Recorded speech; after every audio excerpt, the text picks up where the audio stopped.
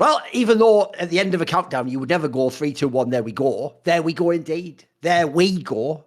Metaphysically, figuratively, and literally, because we have actually going forward through the passage of time. This is summoning insight. That's why Monte Cristo's not there like he was for the last 10 years. Time's moved on. Old man Monty's been sent off to the glue factory, and now I've got young, fresh Yamato that I'm going to use up like an energy. How do you think I look this young? How do you think I still look like I'm 31? Because I just drain in many ways, actually, Yamato, that is actually accurate. I've almost stumbled onto a dark truth about myself there. Maybe what I actually do is just drain everyone around me with my rapacious, I won't say joy for life, let's just say intense approach to life, Yamato. It can, believe it or not, it can be quite draining, believe it or not, you know. It's draining to be draining. So, all right. I can see that, yeah. It's a full-time job. Here's the thing. For me, it isn't. Like, one thing you might actually, you're starting to realize it now, which is, if people don't know, I'm not the guy. If we always do this show at like, it's like 3 p.m. now, but like we used to do it at like 12, 1 p.m., depending on when Monty would do it. If I have to get up and that's the first thing I do in the day, I'm not going to be super chipper, Yamato. I'm not going to be all like, top of the morning, how you all doing? Hey, how's it going? That's not me, mate. I have to like work my way into the day. So famously, what I always used to do when I did events and I had to have like, 8 a.m. call time or something, is I sort of use the green room before we go on stage like a warm-up act, and I just start roasting people. What are you doing with those headphones? No, your team's fucking shit. It's do all that. I'll work my way into sort of the atmosphere that, because here's the thing. One thing I learned a long time ago about esports, Yamato, is any on-camera work, it's a performance industry. You can't have an excuse. I hate people who have excuses like, oh, I was ill that day. Oh, it's happened to my family. Listen, mate, if that's the case, take the day off. Don't come on stream then. Just say, I'm sorry, I can't do it. If you appear on stream, I actually have that sort of old school Michael Jordan, Kobe Bryant thing of like, if you turn up, mate, you have no excuses. You lace your shoes up, you perform. You go out there and you do your job. Because at the end of the day, no one gives a fuck about your story, what's going with you, what's going on. People don't watch this show as like a vlog from Thorin about his life. They watch it to actually distract themselves from their own lives, to get through like a hard gym session or a boring commute to work or school or something, or when they're just actually like fucking playing the game and they're having a bad solo queue. They want us to entertain them, to excite them, to bring them all sorts of interesting things. So anyway, we are here. It is summoning insight. I'll tell you what, actually, we can start with a classic first segment on any Thorin talk show, Yamato. And it is one that I actually made into my own series on my YouTube channel. But it's Richard Lewis is actually the one who coined this term. It's called the petty grievances section. Because if you know the word petty, we intentionally put that in there. These aren't really the biggest things in the world, guys. Half the time, it's like, someone made a bloody tweet at me, so now you're going to endure my thoughts on it. But it's almost like that, because if people don't know, I think we might have referenced this on a past episode very lightly, but basically, T1 fans are now locked. This is so bizarre, Yamato, but I love it. Get ready. T1 fans have a new public enemy, number one. You're all, anyone who's just a normie who doesn't obsessively live on Twitter, you're going to go, who's that then? Like, it can't be me, because I've been an enemy for years now, ever since basically the ZOFGK lineup. It can't be Monty, because I've been on him for a couple of years since all the world's wins. It can't be Dom, because Dom's been preying on their downfall all this whole time. It definitely isn't LS, because the joke is, LS has never even hated T1. I don't even get, by the way, why they ever attack LS. Like, he's been like, the joke is he tried to fucking be your strategic coach. The new target of all people in fucking esports, but I love it. I love it, Yamato, is fucking checks notes. Aux, one of the most mild-mannered fucking, that's why I love it, Yamato, because if you notice the way, if people don't know, Aux obviously works as like an analyst on the LCK. If you don't know, that's the big move that he made in the last year or so. By the way, he's doing a really good job. Like, he's filling the footprints of the Monties of the world and the people of the Wolves, the people who do that kind of a gig. He's doing a really great job with it. He's clearly super dedicated. But because he's super into it and he really cares about LCK, and he's one of those people, mate, I can tell where it's like, he doesn't actually, I think, like to argue for the sake of arguing. He really cares about these topics and, what the situation is and how he presents himself on broadcast. And basically, fans are using the fact that he's on broadcast to like 24/7 do like, these are T1 fans online, guys, do like a 24/7 struggle session of like every way he phrases his opinion. And they're doing this shit that I despise, Yamato, where basically they start acting. I always say the only analogy I can give for this is, when you're a kid and you're in the recess, as Americans call it, we just used to call it break time or whatever, where you have like the 10, 15 minutes between classes so that all the kids don't go mental because they're all like fucking wired up in energy in school and you have to sit in a desk and be boring and copy all shit off the blackboard. When you get that recess time, right? Obviously, when you're playing games with the other kids, if it's an imaginary game, you know, where cops and robbers, Indians and cowboys, you do whatever, because it's imaginary, you'll often have a kid who sort of takes the unofficial role of like leader. They'll be like, right, well, me and him are going to be the cops, and then you're like the robbers, so you go over there. And that actually works when you're kids, right? Because you need someone to sort of lead the play. The problem is, Yamato, some people grow up and still think they can do that, but in like adult society. So you get people who are fans who are like, yeah, you can't keep mentioning Zeus since he's not on T1 anymore. You should have only mentioned him in the off-season. And I just want to look around and go, fuck are you? Why are you saying it like this is the USSR and you're Stalin? He's actually said Stalin, but people say Stalin in the West. Why are we doing it? So anyway, they're going mad on Aux on everything he says, bro. And he's done the classic mistake, I will say, which is he's responded. So when you respond, by the way, Nutter fans will never let it go, mate. There will always be a reply to it. By the way, even when they get bored and reply to it, the other group people in their circle are going to jump in. By the way, as the old shit thing the kids say goes, the quote tweets, they're going to be beating your ass in the quote tweets, blah, blah, blah, all that usual jazz. But the reason why, Yamato, and we can get into the actual topic, but the reason why I actually love that they're attacking Aux in this case is because I've always said, unfortunately, people like me, Richard Lewis, LS, Dom, I actually think the way our personas are online and our sort of temperament or our tone when we respond to people makes normal people who aren't obsessively following all this internet drama, it makes them think, oh, this actually does make sense. What happens is you're being really incendiary and really sort of inflammatory with your remarks. And so, of course, you're going to get this really strong backlash. No. Because what you don't know, guys, is this. That is the other way around. You have put the cart before the horse. Not like... This is why you've got it wrong. We do that because you get this response no matter what. What you're finding from people like Aux is, even if you're really reasonable, even if you're super charitable with how you phrase yourself, you know, you try and clarify your statements, you put like an extra, listen, I see some people are saying that, but that's not what I'm saying. Even if you do all that, if the fan is a nutter, them being a nutter is the operative part, mate. It's not really what you do. They'll find a way to make any statement like, against T1, against their player, hating on them. I mean, remember, we won't go into it much because I know actually, sadly, it actually did have a mild impact on his fucking, like, on for Dom for a few weeks. But you know that one where he just showed for like 10 minutes, like a few T1 stands that were doing all the like weird sort of shipping stuff. When Dom did that, that was treated for real like he had doxed and harassed like fucking innocent people or something. Like, people just took that and perverted it so far that like, anything you do at this point, if the fans are nuts enough, they'll go after you, mate. What do you think of this angle, mate? Because like I say, if you pick any of those other names I give, every one of those names has, you know, a little bit of edge or an angle to them where, you know, they kind of do get off on getting cheeky or making a bat. I don't even see Aux as that, mate. I've had him on my shows. He's a super straightforward guy. He's actually really, I think he's a pretty chill dude normally. He's one of those guys for me who's more like the Nine Mirrors of the world. They just want to talk about the game. They're not even here for any stupid drama. By the way, even when they talk about the game, they're not really doing it to like hate on a player or something. They might find it funny if someone did badly, like, you know, like me minted, but they're not really the type of guy like Dom, like playing on their downfall. Like, I don't even get the vibe Aux in vaguely even dislikes T1. What a weird thing. What did you think of from the outside of this, Yamato? It's just absurd because it seems like on both spectrums, like in terms of the fandom, it just seems like such a circle jerk about who can be the biggest fan. Right. It's like, you know, right. These fans, if you don't like T1 as much as they do, you are the enemy. You know, you are the enemy. It's like, right. It's beyond fucking rationality. Right. It's like if you, like, I like T1 too. I got attacked because I said the Fakers underperforming, the usual business, you know, it is what it is, big surprise. But it's like, I like T1 and the players, you know, I like the players, I've liked the team. Dom, the same thing. It's like he always said, he likes them, likes how they play. They are the most like LPL-esque team out of Korea. But then it just comes, it's like, it's weird that when you are operating at that level, just everyone becomes your fucking enemy. It's so alienating to anyone and off-putting to anyone that wants to get involved. It also happens on the other side too, right? It's like, whether it's that fucking T1 Union gallery that is sending trucks perma, it's like they're also on the side of like disliking T1 so much that if you don't dislike T1 as much as they do, you're the enemy.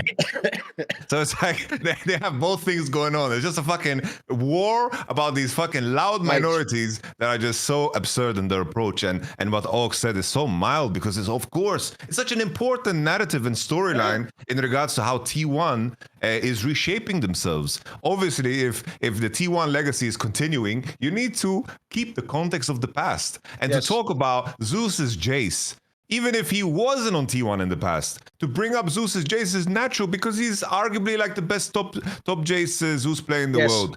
So it's like there's so many connective pieces to bringing that up in the context of Thorin playing, because obviously he is a player that has struggled on the carry picks. We saw him struggle in certain Gwen games. He lost against BFX because he played like the Gwen into the Jace matchup. And then like him picking Jace is something that seems unnatural from T1 side. It's such a, it's such an important topic. To not mention it would be a crime, in my opinion. And to have an issue with this, I think at the bottom of all of this, what bothers me the most, it was the same with the Gumayusi topic, is that the T1 like extreme fans and the Gumayusi extreme fans, they think so little of their players. Oh, true. Gumayusi made like this interview, and it was very obvious that he like took the situation, for what it is. He worked hard. He was very, very humble in the approach. But it's like, oh no, we need to protect sweet Thorin. If he hears these words, he's going to underperform and not be able to play. It's like, what do they think of these players? They're professionals. Like the whole point of being on T1 is to be able to manage any type of conversation, any type of pressure. And I think just babying, getting to the point where you're so ingrained in how being a fan of anything is your whole personality, you kind of operate in a way as if you have some kind of an impact. And I think you try to kind of get value by pressuring rational people into thinking and acting a certain way, because this is just a power dynamic. It's a power struggle in the end. And you should never give in to anyone who tells you that you can't bring up Zeus. Yes. Never give in to that shit. Don't give an inch. Yeah. Don't give a finger. Don't give them man. Never, ever. Don't do that shit.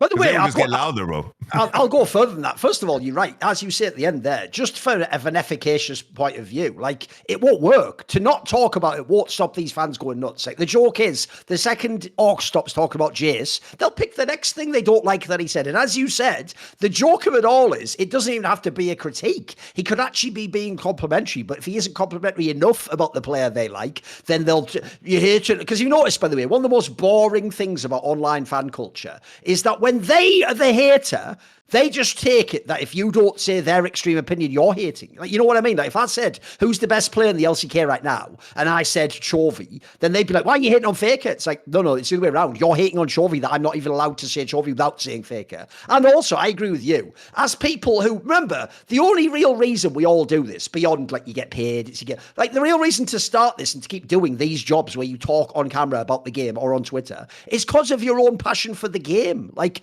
shall I tell you the obvious reason? If you haven't got it, you're actually a moron as to why I talk about Froggen and Upset for all those years. I really like them as players, you fucking imbeciles. That's a good thing. The idea you think that is a negative makes you mental, by the way. If you think when Froggen's still an active player, that me talking about him instead of talking about insert random mid laner you can't even remember from LCS makes me wrong. No, you're wrong, you idiot. Like, it's actually good that there's people who have passion in the game and care deeply about who's good and who's bad and what the history of the game is and how things fit together. By the way, one of the things I love the most about people like the LSs of the world is actually that they do go completely off into their own little world of like fucking obsessing about builds and weird matchups you can do only in solo. That's not a negative. To me, that's the positive, bro. I love that people like that exist because it what makes them so unique. And also, mate, then when you do throw us all together in the big gumbo of esports content, it makes it super fucking, the flavor's incredible. Think about it, you've got Dom over here doing his shit, you've got LS over here, you've got loads of people all day. You've got even fucking people like Don Jakes come in with his own unique personality approach to this. You got everyone's doing their own little thing off there. So the idea that you're going to come out, hey, why aren't you just all doing what I think? Me, your fan. Give me a fucking break. Here's the other thing as well. You're a T1 fan, for fuck's sake. There's been a million T1 fans before you. There'll be a million T1 fans after you. You aren't special, mate. You are a drop in the ocean, but you want to talk. Not only on behalf of T1 fans, you want to talk on behalf of T1 players. Who the fuck are you? I'll just say this and it'll really hurt every fan's feeling because it's true. Do you know what, Yamato? I have people who are my enemies in esports who are, all right, enemies too far, because to be fair, if you're an enemy of mine, you've usually done something morally fucked up that I can't agree with. Let's not say enemy. Let's say people I dislike, right? So I'll give you an example. Like, all right, I'll give you a great one. All right, what about Wooloo? Right? I obviously don't like him. I wouldn't really say he's my enemy. He's like, here's the thing, he's not even on that level yet, motherfucker. That would be like saying some henchman is like the enemy of Chuck Norris. No, the henchman's the guy he dispatches with for 5 seconds before he gets to the boss. So he's not on that level yet. But I'd say just someone I find annoying, and I think he has some support. Here's the difference, though, Yamato. If you asked me who would I rather meet if I was in an airport in a layover and I go to the bar, and at the bar I have a choice. It can either be a random esports fan, just a random, no, let's not even make it random, because random could be a normal person. A random online esports fan who replies to tweets, or Wooloo. I'd way rather have the beer with Wooloo. You know what I mean? Like, at least I could find common ground with him. We're both in the industry. We have a sense of what's going on. We know some of the behind the scenes things. We've actually worked as professionals. Because the random fan guy who's not online, he could just be a complete lunatic. And also, I actually, from that description, random fan, I haven't got anything positive yet. It's just a guy who likes a team. Like, you got to do more than that to get my interest, to get my attention, to get my curiosity going. So anyway, I'll switch over. So first of all, if you're someone out there who puts their opinions out, don't ever let anyone tell you what to talk about anyway, mate. Unless it's something where, like, basically people are saying, we'll fire you from your job if you say this. Do your shit, mate. Be yourself totally uniquely in your way. By the way, obsess about anything you want. Even if it's a player that's not even that cool. Like, I'll give you a random one. I've never been a fan of Noah, but if you're a massive fan of Noah, then keep going, mate. Be obsessed with it. Go as deep as you want. Go and watch him when he played in the RLs and fucking all sorts of weird shit. Find out all the details about his career. So it'll be interesting. Like, I don't want everyone to only go, Caps is great, and then that's like the only opinion in the fucking scene. Then also, on the T1 angle, like the actual things Aux was saying also weren't even vaguely controversial, like you say. That's why they had to find some really weird copium of like, you're not allowed to talk about people that haven't been in the team for 3... Oh, shut the fuck up. Who are you? Who are you, king of the world, you fucking dipshit? So the reason why I hate that, Yamato, is I can tell you, unlike that fan, I'm going to do a nemesis. If you remember a few months ago, I showed this, or maybe it's a few weeks ago, there was a clip on Nemesis' stream. I actually fuck with heavy, bro. You know, it's one of the only times I've been like right on. Because what happens is a bunch of people in the Twitch chat of Nemesis' stream start trying to tell him like how the game should work or whatever. And he just actually has a moment. What's funny is everyone would think I would roast this, but I'm not going to. He basically just says, Yamato, like basically, like, you're all fucking golds and silvers. Like, you're not going to teach me the game of League of Legends. Here's what's funny. Everyone's going to think I wouldn't agree with that because they're going to think, but you do that for no. You will never, ever find me talking about the specifics of the game League of Legends and telling Nemesis he is wrong about that. In no universe, because I understand, by the way, I don't understand League of Legends on that level. What I talk about and would disagree with Nemesis is things that actually are abstractions of League of Legends, Yamato, like which player is playing better or how does a team fit together? Should this player be in the squad and how he works with that? That's actually concepts that go beyond like how micro works on a mid lane matchup or when you should base, etc., or what item. But the sad thing is fans will just try and, like, some random guy who plays Silver will try and tell Nemesis like when Thresh should go mid and fucking take the wards or something like that. Like, what? Like you Nemesis is right. You aren't even on like the level where he should even bother paying attention to that opinion. Like in this scenario, he's God and you're nothing. So I also think when you talk about these players, mate, that wasn't even some like weird because they made it sound like he crowbarred in the Zeus angle. The Zeus angle, for two reasons, is mega important. And by the way, the biggest joke of this topic is, if anything, the Thorin Zeus discussion hasn't happened enough because of the Nobuyushi Smash thing. That was like a massive distraction for the last like 3 fucking months. Whereas really, this is a way more interesting discussion because actually, I agree with Yorks. First of all, if you think about it, the reason why if you talk about this split T1, you have to mention Zeus is because not having Zeus and then specifically Thorin being his replacement is why you have to play the way you play, because as you're pointing out, Yamato, Thorin is not known as a carry player. That's not his style. So the point is, even if he brings out a Jace, this literally happened, guys, he's not going to bring out the carry Jace. He's going to have some bullshit tank build Jace that doesn't even work the way you think of a Jace. Like if you watch an LPL Jace, that's what we're talking about, the way Zeus would play, man, where he just smurf on the whole game and destroy you. If you even pick the Jace, it's not going to be the proper carry one. So you're going to have to reference Zeus, by the way, also potentially the best player in the world, but we'll just put that out there. And then secondly, you're going to also have to talk about the fact that, like, why is he doing this build when that is not the popular build on Jace right now? Like, these are all totally reasonable things to bring up. So no, I thought it was an interesting topic because it starts with like scene discussion, but it also does actually relate directly to the game. And also, I'm just going to put this out there. This is where those fans, Yamato, do what I said earlier, and they're just the kid in the playground making up imaginary rules and thinking they're the boss. Notice how their rules just change no matter what the situation is. So there's always a new rule. So I'll give you an example, Yamato. If T1 was number 1 or number 2 in the league and they were like a contender to win this LCK season, and me or you or Dom talked about them in any critical manner, the fan would go, you're obsessed. You can't stop mentioning T1. Right now, T1, by that logic, isn't even relevant as a potential LCK winner. They can't stop talking about them. They can't stop bringing it up. Notice that rule never applies in reverse, Yamato. It never applies to them. So what you'll actually learn is, spoiler, just like I talk about Froggen or Upset all the time, or it would have been Larson if he was actually any good now. It's like, yo, you know, Larson, you're not that good at the moment, mate. I'm actually having to go back to Froggen references where it should have been you idiot. You're supposed to be next to that line where I can reference you instead of having to talk about fucking Froggen from season 7, you mad fucker. Anyway, so the point is, we have to talk about all that. I go like, I think it's nuts, mate. I think it's so ridiculous because, again, fans are going to fanboy about everything they can. I also, by the way, don't really have a problem with fans critiquing you online about Twitter. So I just thought the reason I would bring that up is they do the same reaction, whether Thorin is going, fuck T1 fans, they're all scum, or Dom's going, wow, these T1 fans annoy me, I hope they have a downfall, or Orcs just goes, I think actually like Doran's not playing well enough compared to Jace. You get the same response. What we say almost doesn't even seem to change how strong the response, because notice they still go like 10 out of 10 hard level on you when you say the Orcs comment, when you say the Thorin comment, mate. It's actually why, if people don't know, I'm not even trolling when I say this, because don't worry, they'll never change, so it won't change me, mate. But actually, if fans weren't as nuts, I wouldn't go as hard as I do, mate. There's a feedback loop there too. I totally admit that though. Like, it's just, when I get pissed off at people, my response isn't like, oh no, I'm getting bullied. It's like, right, well, fucking get the sword, get the double swords, get the little blades down here. We're gonna need like little fucking like some Peaky Blinders shit under here.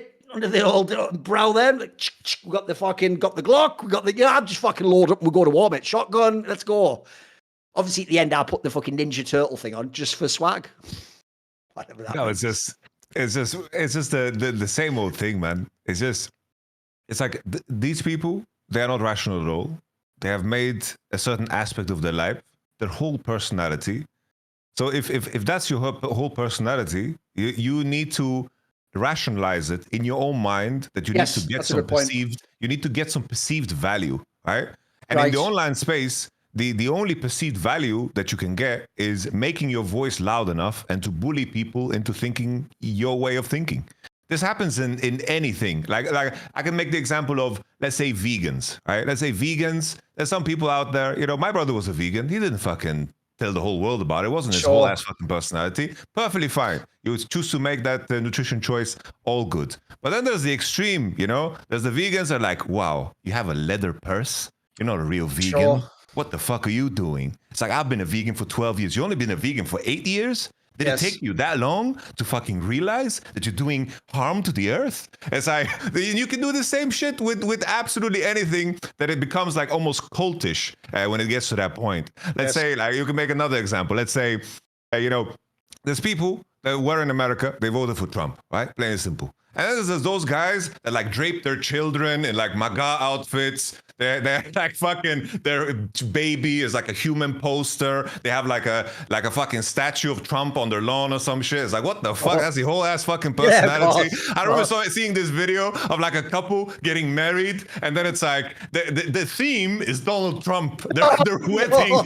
It's like, what the fuck is happening? You know, man, what's that gonna look like in 30 years as well? It's gonna age so badly. I know. Come on. It's just mental, and that's like, I think that's the equivalent. You know, so it's just like one aspect of your life becomes your whole personality. You gotta have some value, because otherwise your fucking life is pointless somehow. So it's like you begin to bully people, you try to pressure people, and you see this in so many online spaces, right? Like the examples are endless. Where it's like fucking Destiny fans trying to fucking brigade people and fucking bully people, because it's like, bro, I have so much time with this fucking bullshit. It needs to fucking mean something. Let me fucking bully people. It's no longer rational. There's not a question of, you know, these are not people that you can win over, so like catering to them just gives them exactly what they want. It's just a question of power. It's a power struggle. And on the topic of like the average fan, it's like sometimes it's like on my stream, it's like I deal with opinions that are very surface level, but I think that's tied to how people consume their entertainment. It's like, I think entertainment in the end, I have to always remind myself that some people don't take it super, super serious. It's like people have fun with entertainment on very, very different levels. And I think often as a fan, you want to also feel that your level of investment of time is, you know, that's the frame you're going to view things in. Yes. It goes so far. It's like when I remember growing up, when we were watching football on the couch with like parents or whatever, it's like, oh, I would have done this shit better. Why the fuck didn't he pass? What the fuck is he doing? But we're sitting there not knowing shit. The only difference is that the distance between like the guy on the pitch can hear you talking. I always say that. Yeah, that's the problem. Like the proximity is the only fucking difference. Yes. And I think that's important to keep in mind because I always mention this example always. Like I watch Formula One. I invest like 15-20 minutes a week, just watching like the highlights.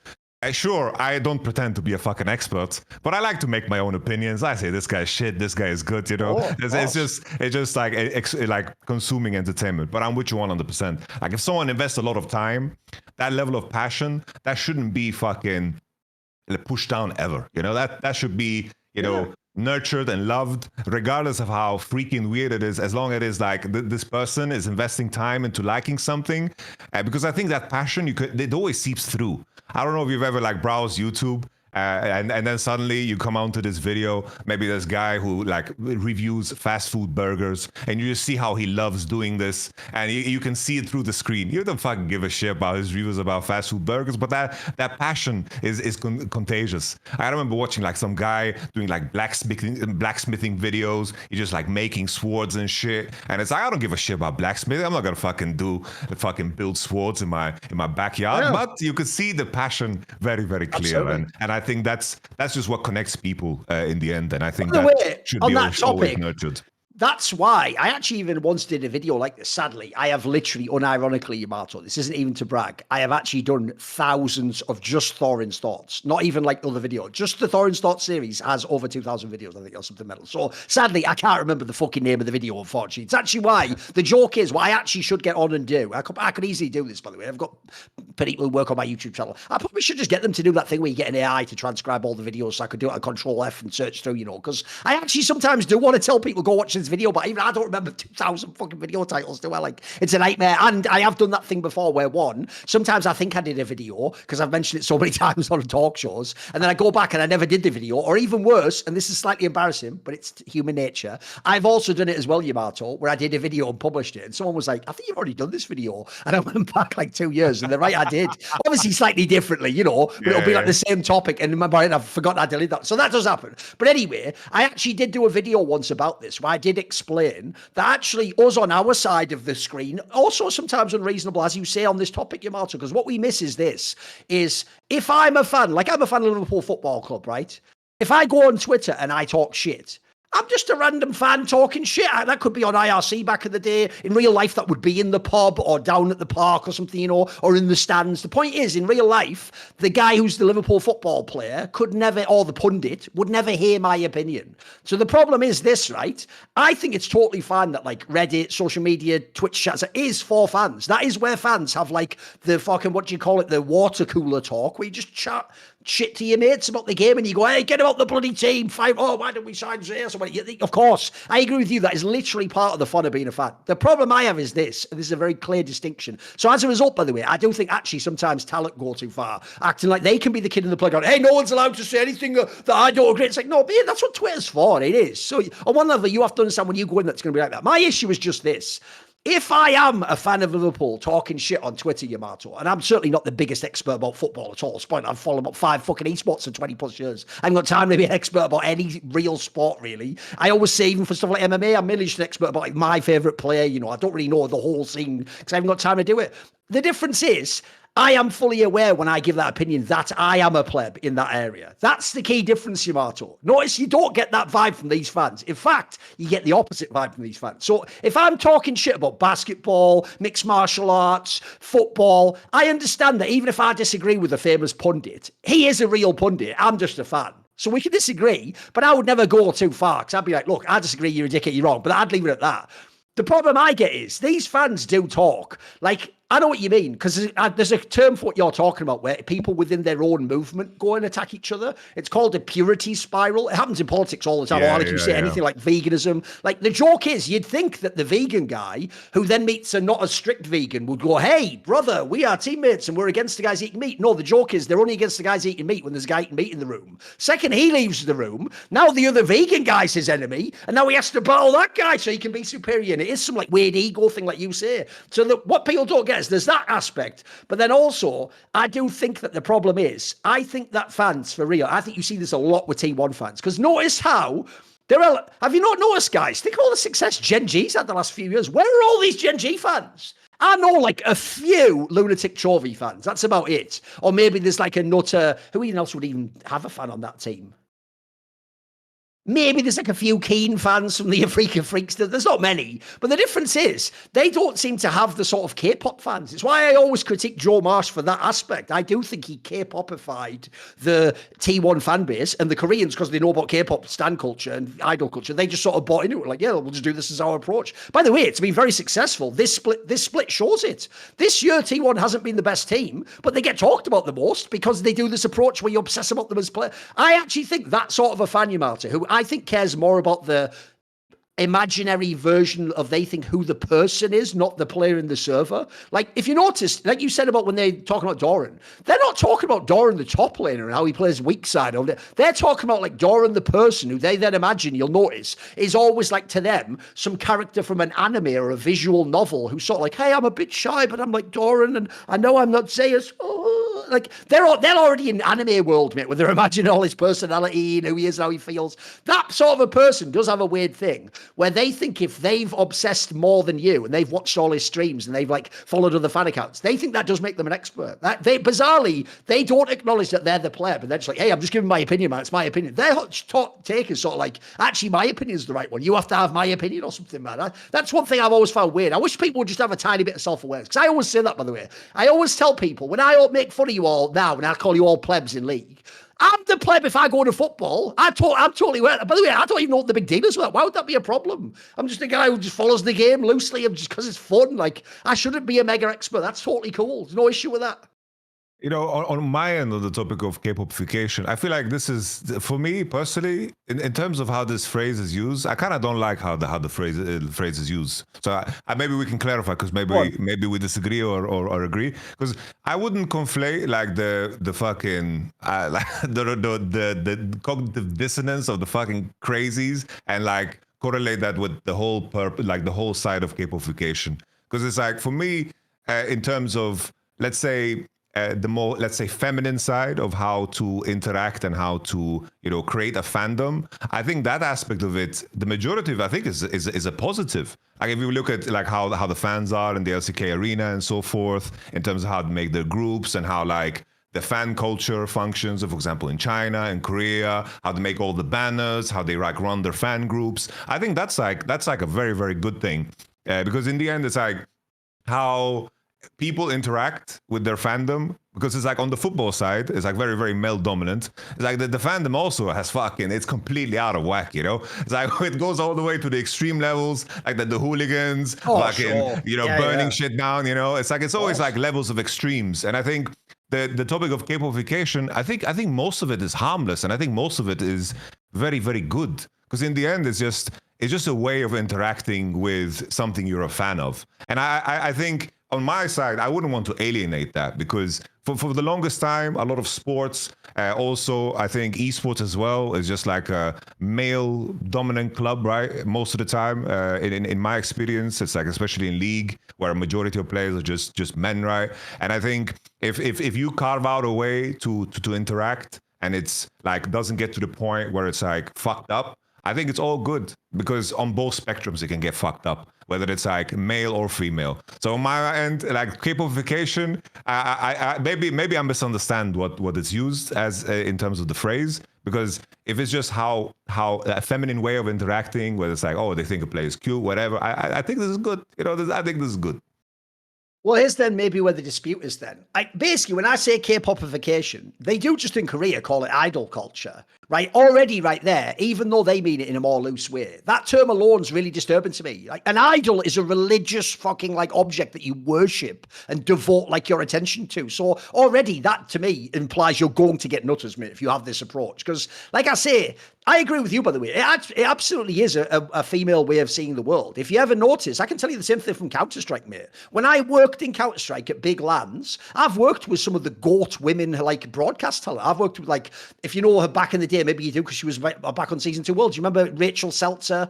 I can't remember what her surname is. Seltzer, basically, she's called Rachel something or other. She's like a really old school StarCraft host and stuff like that. She did a little bit of League. She did Season 2 Worlds, if people don't know. Maybe even did like some early LCS stuff or something.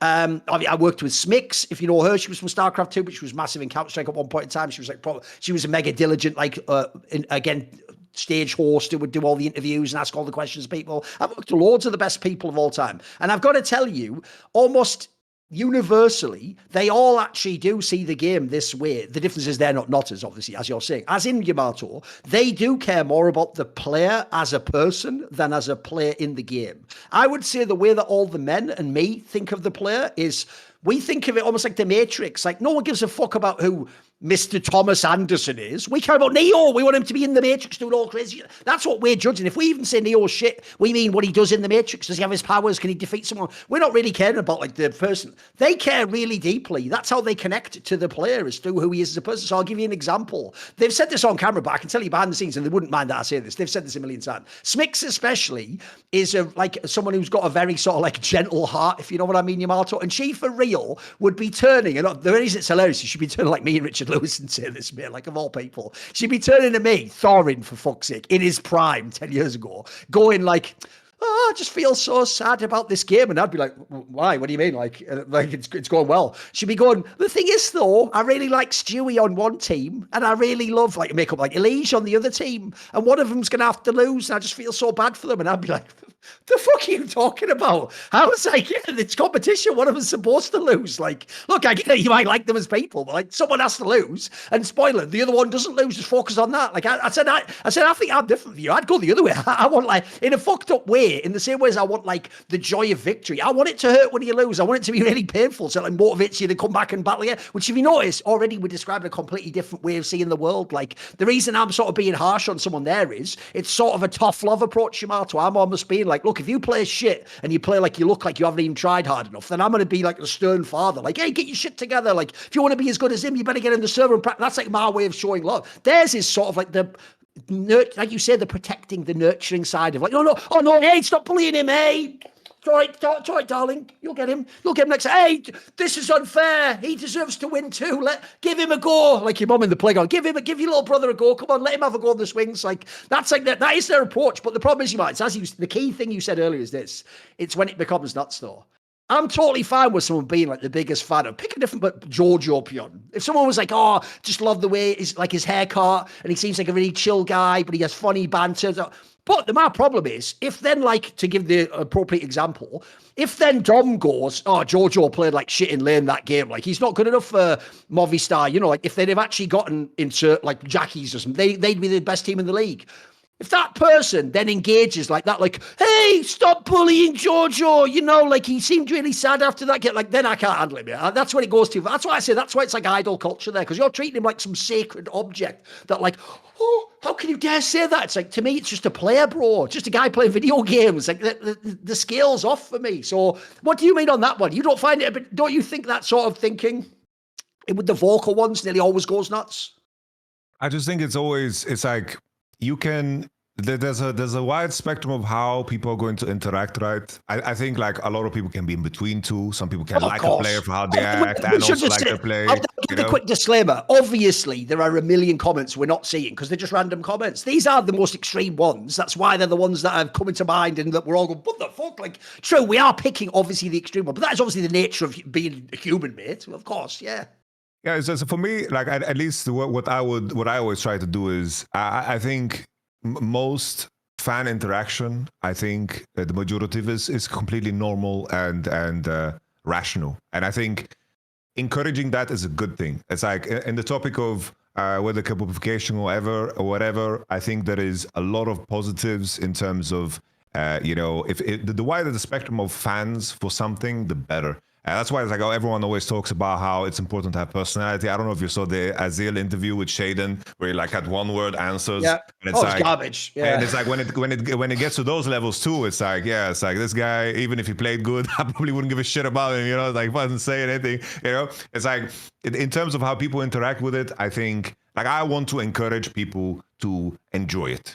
Whatever way it takes form, I think it's a good thing, and I think that the crazy aspect can happen in like on both ends of the spectrum. It's like football is always the greatest example. It's like whether it's like Messi fans or whatever, or like let's say we had like when the videos of people like fainting on Michael Jackson concerts. It's like sure. It's like people.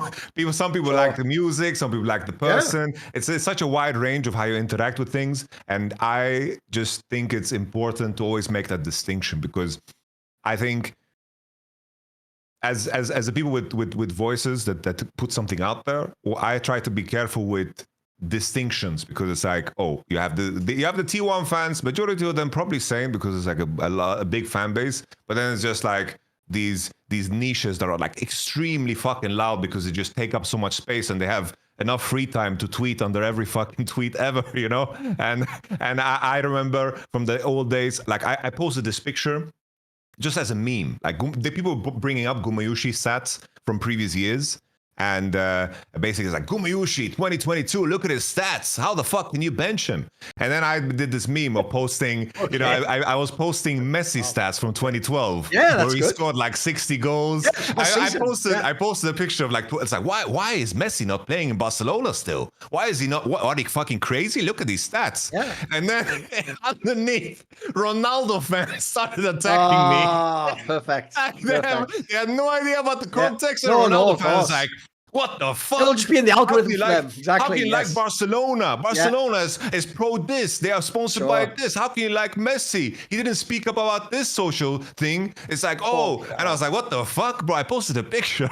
So that level of like craziness, it appears everywhere. And I think I always try to create a distinction, because it's like on the top of, if I want to make like, even if it's not for me, it's like I would never interact on that level in terms of being a fan of something. It's like I don't think that I could ever, faint seeing someone. It's like as far as I go, it's like I'm a Kendrick Lamar fan and I bought his vinyls and I'm going to a concert.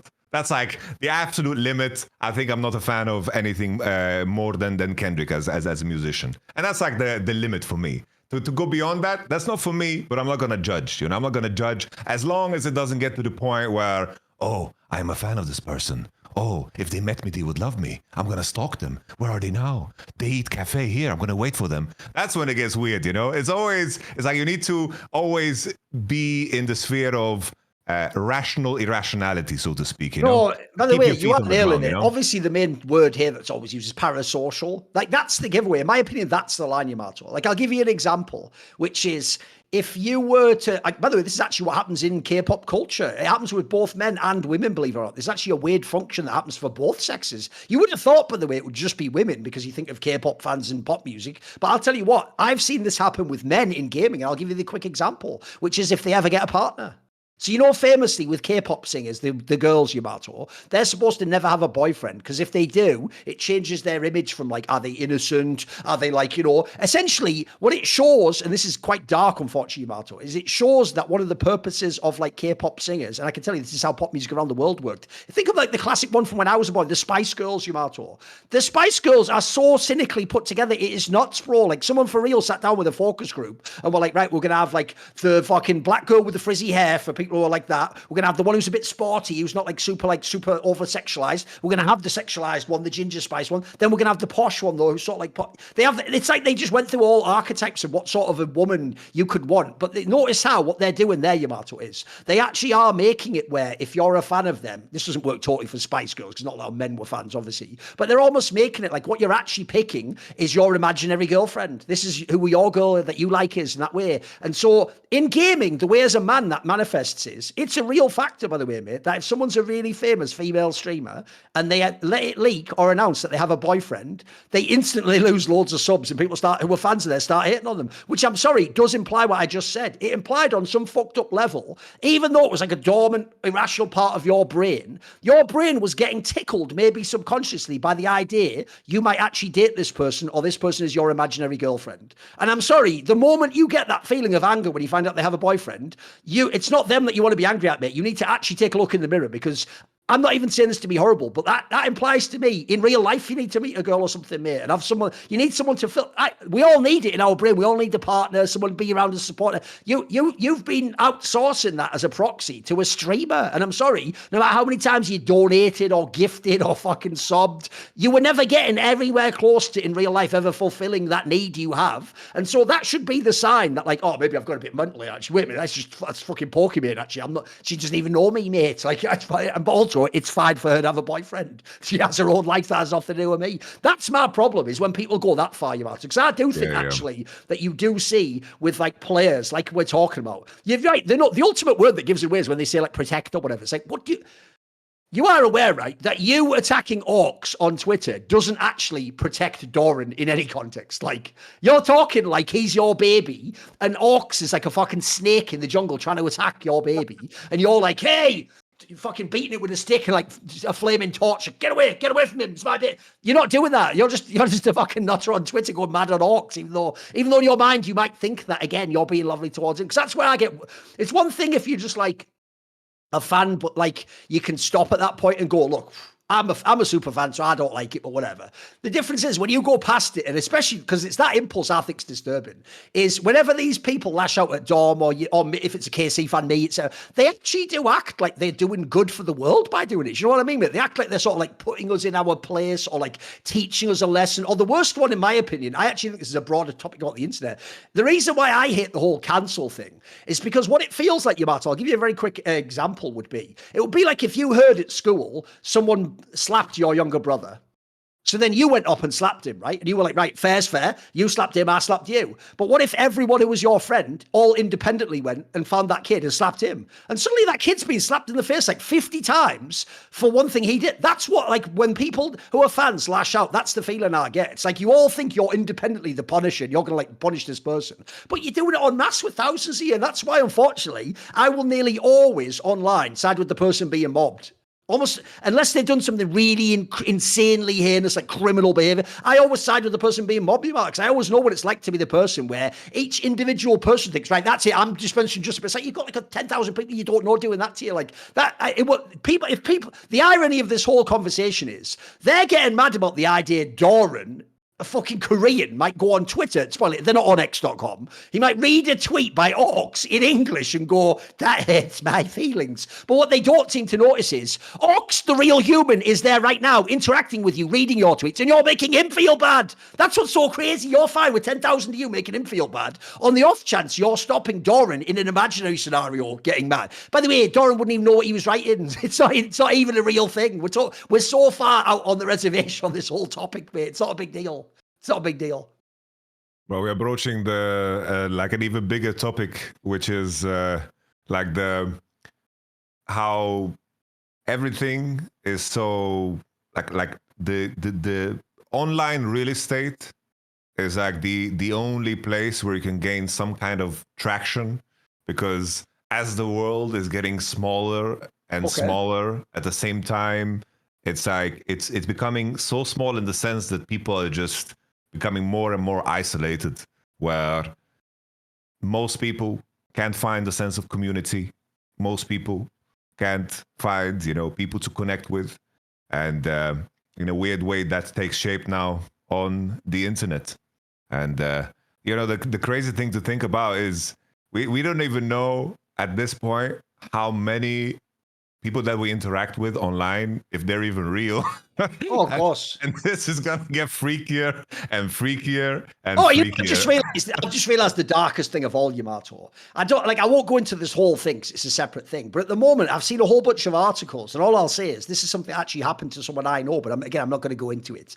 Basically, I've seen a whole bunch of articles about this phenomenon, Yamato. Do you know the movie that the guy Spike Jonze made with Joaquin Phoenix called Her? Did you ever watch it? Yeah. The one where the guy falls in love with an AI. Basically, I'm not talking about the idea of someone falling in love, but there are people who essentially are talking to AIs like that, Yamato, and like having like whole relationships. But I would say let's think of it less like that because that's a really extreme one. Think of it more like Iron Man with Jarvis. It's more like they're pulling up like, Jarvis, what about this? Oh, what do you think of this, Jarvis? And they're like using it almost like as an assistant, right? And all I can say is there's a phenomenon, Yamato, where people are actually going crazy because of this. Because what's happening is, first of all, the AI, the way it talks typically tends to sort of confirm what you think on some level, as in like it never like disses you. It's actually built to respond in a very particular way. And there can be a feedback loop where you just go deeper and deeper and deeper talking to it. Basically, I actually know what the darkest thing ever that they could do. So if Joe Marsh is listening, listen, mate, don't do this. This would actually be the worst thing you've ever done.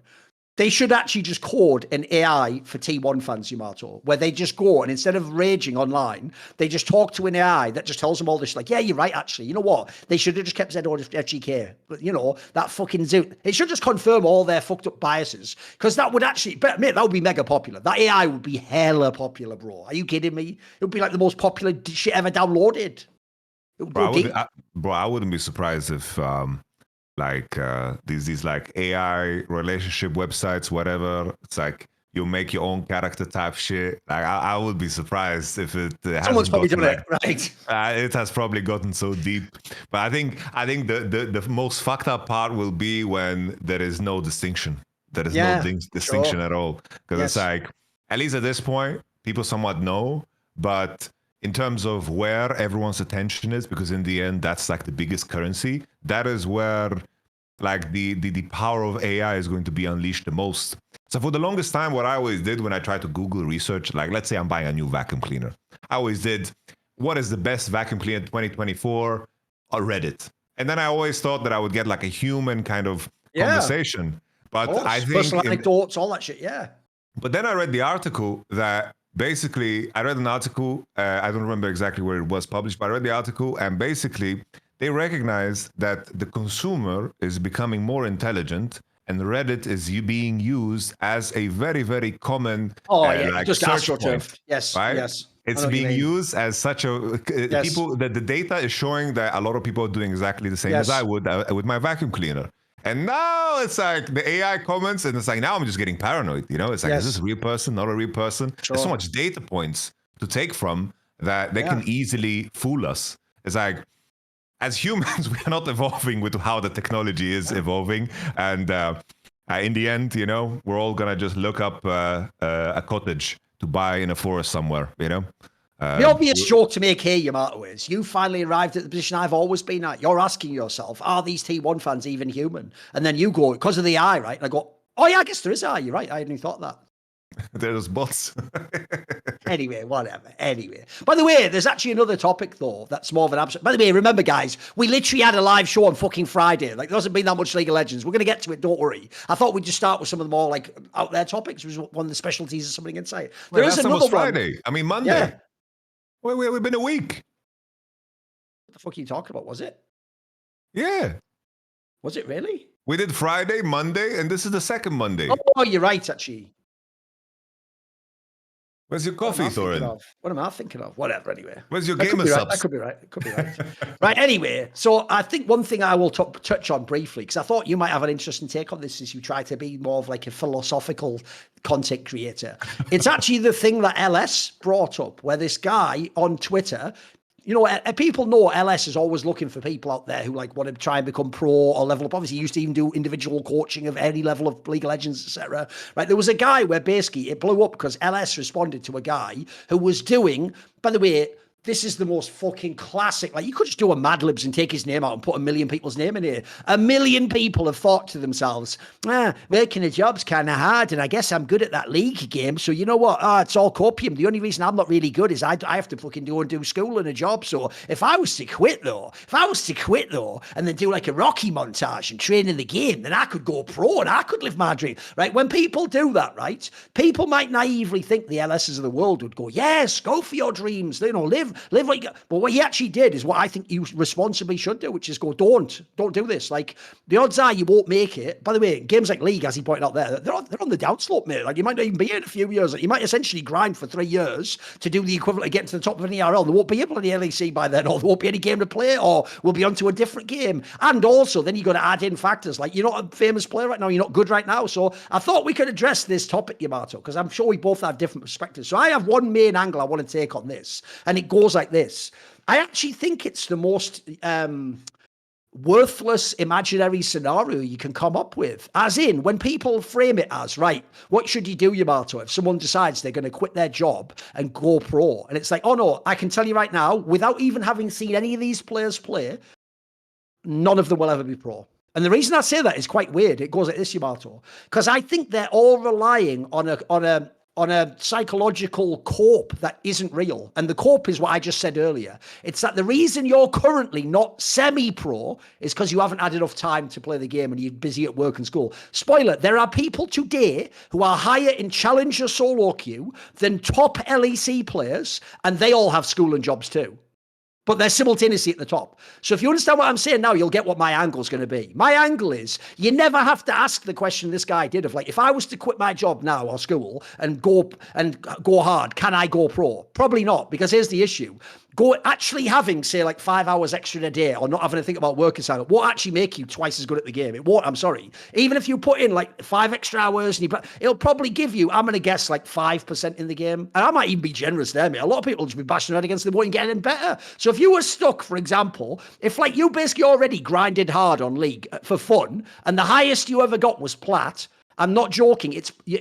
Unless you are like the one in a bazillion, and you probably aren't, let's be real, by the odds, you won't make it to pro level. Like, that's not good enough. Like, even with extra time in court, it wouldn't be enough for you. Not least because, by the way, there's loads of people in your position. There's loads of people at that level who could fuck around and do that. So, in my opinion, like I just alluded to there, in all games I've ever followed, Yamato, if as a semi-pro or as an amateur who just plays for fun but at a high level, you can't already get to basically just below pro, going full-time won't help you. So actually, the reason why I always bring this up is it's actually quite an obvious transition for the people who should be pro. They're the people who've already sort of shown it in the game. And if anything, they are the ones where it's the other way around, Jamal. They're the ones where if I was to show LS or Peter Dunn their game, they'd go, oh, actually, this guy's almost pro. Like, if he actually did put a bit of extra time in or play in a team environment, maybe he could make it. That's not the random guy in plat, though. You know what I mean? Or low masters or something.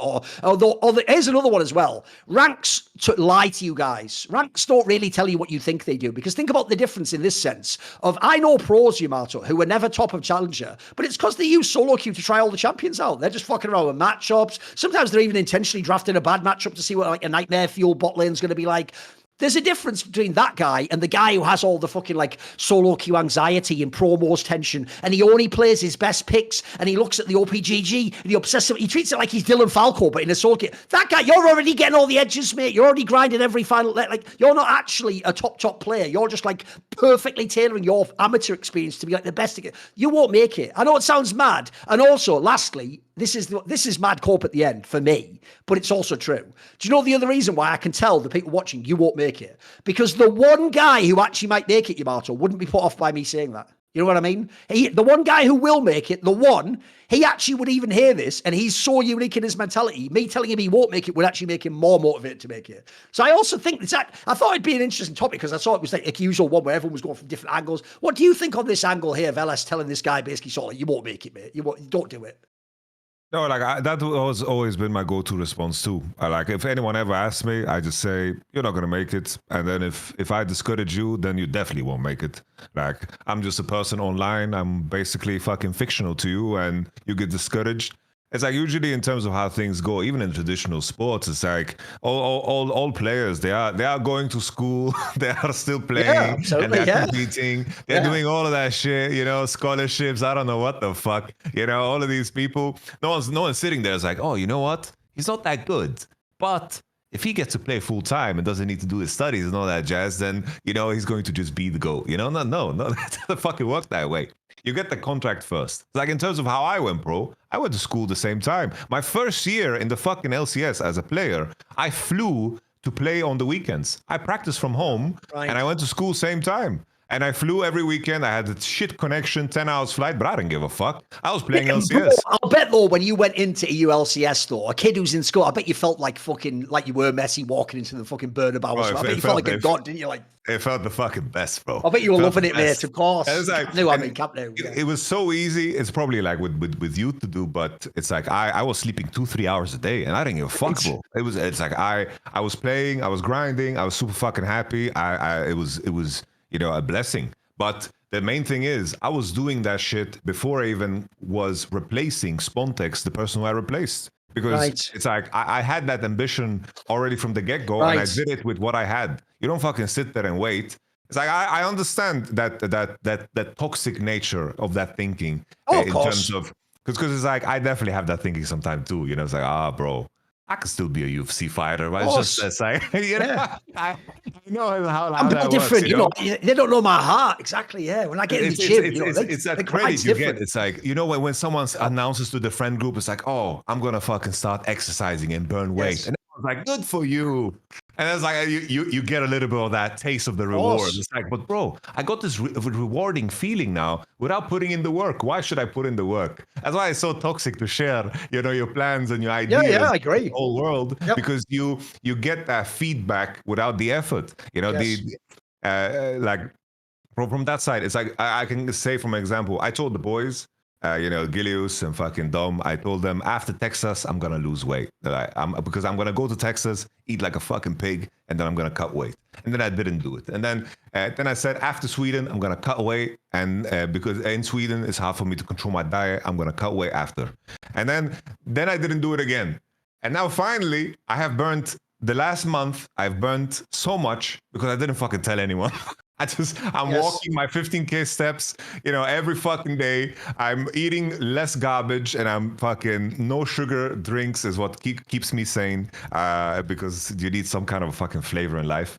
And I've burned fucking 7 kilos. Now I did the mistake of announcing it, but like I'm deep in the process and the routine is there, so I think it's okay. By the way, I know what you mean. That's also my go-to, is when I actually have my shit together and I do the keto. The thing that gets you by is you've got to find a really good flavor of sugar-free drink. You're right, Yamato. Yes. Because it's like, if you get the really nice flavors, they do actually give your brain like 85% of what it feels like to drink a Coke or something, you know? But if you don't have that, I agree, it's way harder. It's way harder to go, let's have water.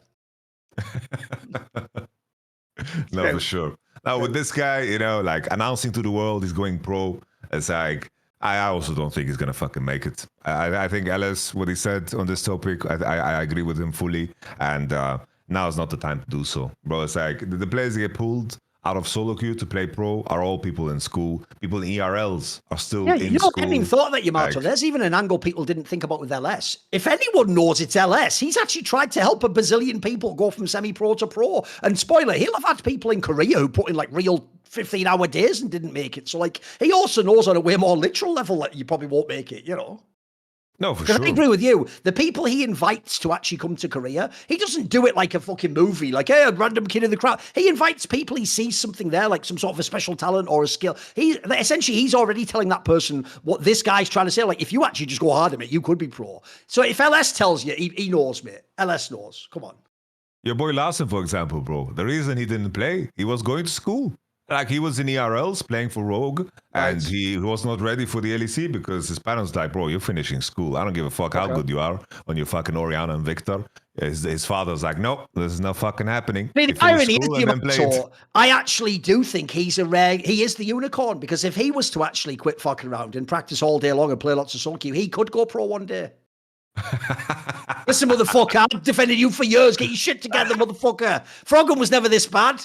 You know, he was always keeping his baseline up. Here's the thing. Respect, we're dying off CS, motherfucker. You got to at least win lane. That's the minimum I need. Give me that at least. Give me that at least. It's all right. He's gonna pop off now with you touched the nerve there, Yamato. You touched the nerve on that one. It's fucking hard when players that you enjoy, you know, and appreciate when they betray you. It feels like some kind of betrayal. I get you. It does. Yeah, but now he has Trick as support. Maybe they can pop off and win against Koi. What a world. What a world. By the way, should we do that? Well, let's talk about LEC, shall we? So first of all, they did do that thing where I'm actually so glad that this was brought up, this topic. On the last Best Damn League show, we had a guy on who was a coach of, who was it? Was it Crusher you guys had on? Was that the episode? Crusher. So he was the coach of, I think it's UMAC esports or something it's called, in their Superliga, the Spanish league. And one of the topics he brought up was something I also agree with, that we actually didn't talk about much on this show, which is, even though there are obvious positives to the homestand / these road shows that they're doing in LEC, there's an obvious downside that people don't talk about much, which is, it is a bit fucked up that if you're, for example, G2, you don't get a home game. You're always the road team, and then or just playing in the studio. So I have to say that aspect is one part that I'm not as big a fan of about the Homestand. And also, it's just silly that the finals of LEC is in a studio, but then a random week of the round robin is like in a massive stadium with all fans like, well, get to the stage like that. There's just something off about the scale of that, if you know what I mean.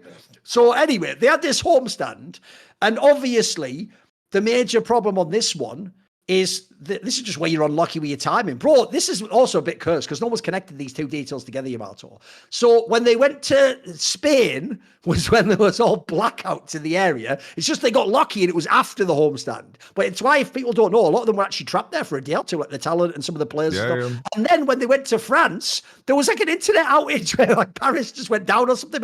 Like they got mad unlucky with this, mate, because the KC one especially looked baller, but the tech problems were fucking crazy.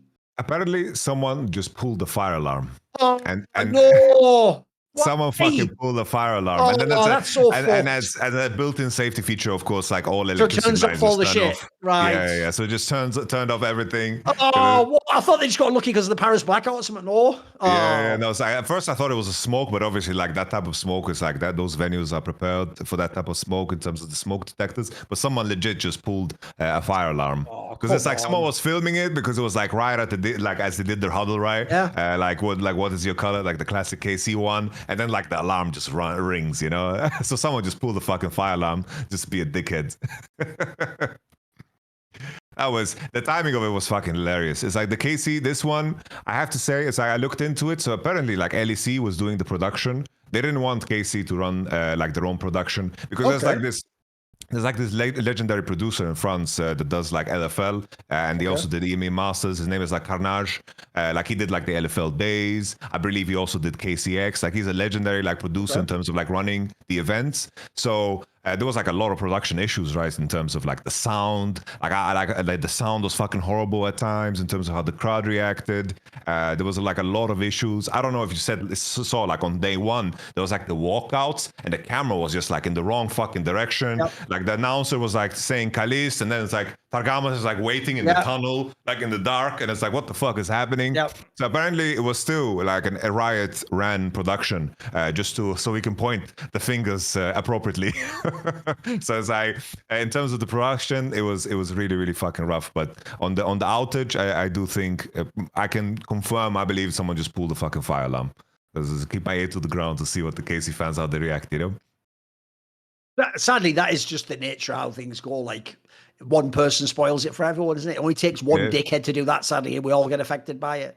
But to follow up on the Crusher point, I think it's a very fair point. It's like I only took last time we talked about it. I thought about it from the angle of the teams that don't go because of course it's like I don't know, it's Team Heretics and somebody else. That's built into it too because you're right. That was also my response to him on Best Damn League show. I did say it's not even just that one set gets a homestand. It's that they're using their invites to fuck the other nationalities. So like you said, if I'm Heretics, well I'm Spanish too, but I don't get invited. If I'm fucking BDS, I don't get invited to the KC one where I'd also have fun. So it's like a double whammy. It's even more fucked up.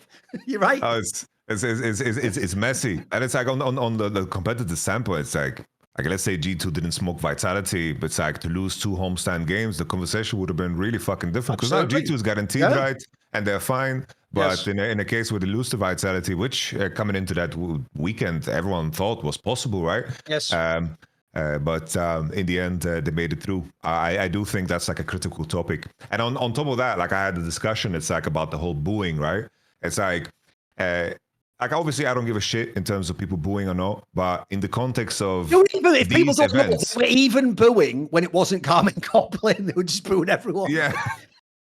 It's just the main thing that I fucking use as the argument for is it's like G2, as you mentioned yourself, there's no home and away here. There's no home and away. It's like they are host. And then people said, it's like, yeah, but when Worlds is in China, the Chinese fans would boo if Korean team won. It's like, no, they might not cheer, but it's like they are a host. You when you invite teams to come to your event, right? Your event, whether like in the context of this, it's not like KC played this one and then next week they're gonna play in Bernabeu against fucking against Real Madrid. No, this is not fucking how it works, you know. So it's like you need to have some grace as the host to make sure that the players feel fucking welcome. I do think that there's a different responsibility when the only thing that occurs here, because you have, of course, the advantage of having the massive fan base, so you can create this. That's. I think you deserve some fucking credit for that for sure, because I don't think G2 could pull this off because their fan base is not so localized. They're so spread out. They don't have like a deep, hardcore fucking German fan base or something like this. It's not like that, right? So definitely you can indulge and do your thing, but in the end, it's like G2 being there is a massive favor to you, right?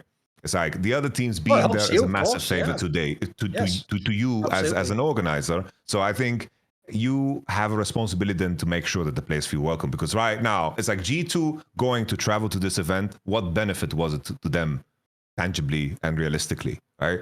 There's like no benefit from G2's side. How is it any different from their numbers or their fandom or whatever? Maybe there's an opportunity to silence the KC crowd in front of everything and to win out. Maybe there's an opportunity there, sure. But I do think that you as a host, there should be a level of grace that is added to it, because KC definitely indulged in some moments. They did the huddle before the game. They blasted way cooler music when KC walked in. Fair play. But I do think as a host, you're supposed to show off what you can and make it as impactful as possible, and just fucking make it as extravagant as possible, and make these teams feel fucking good too about being hosted there. Because this comparison to Worlds being in like different locations, I can assure you, when Worlds is hosted in a certain location, it's not like the Riot China is trying to prop up the Chinese teams. They're trying to make the teams feel like, ooh, Worlds in China is the best shit ever,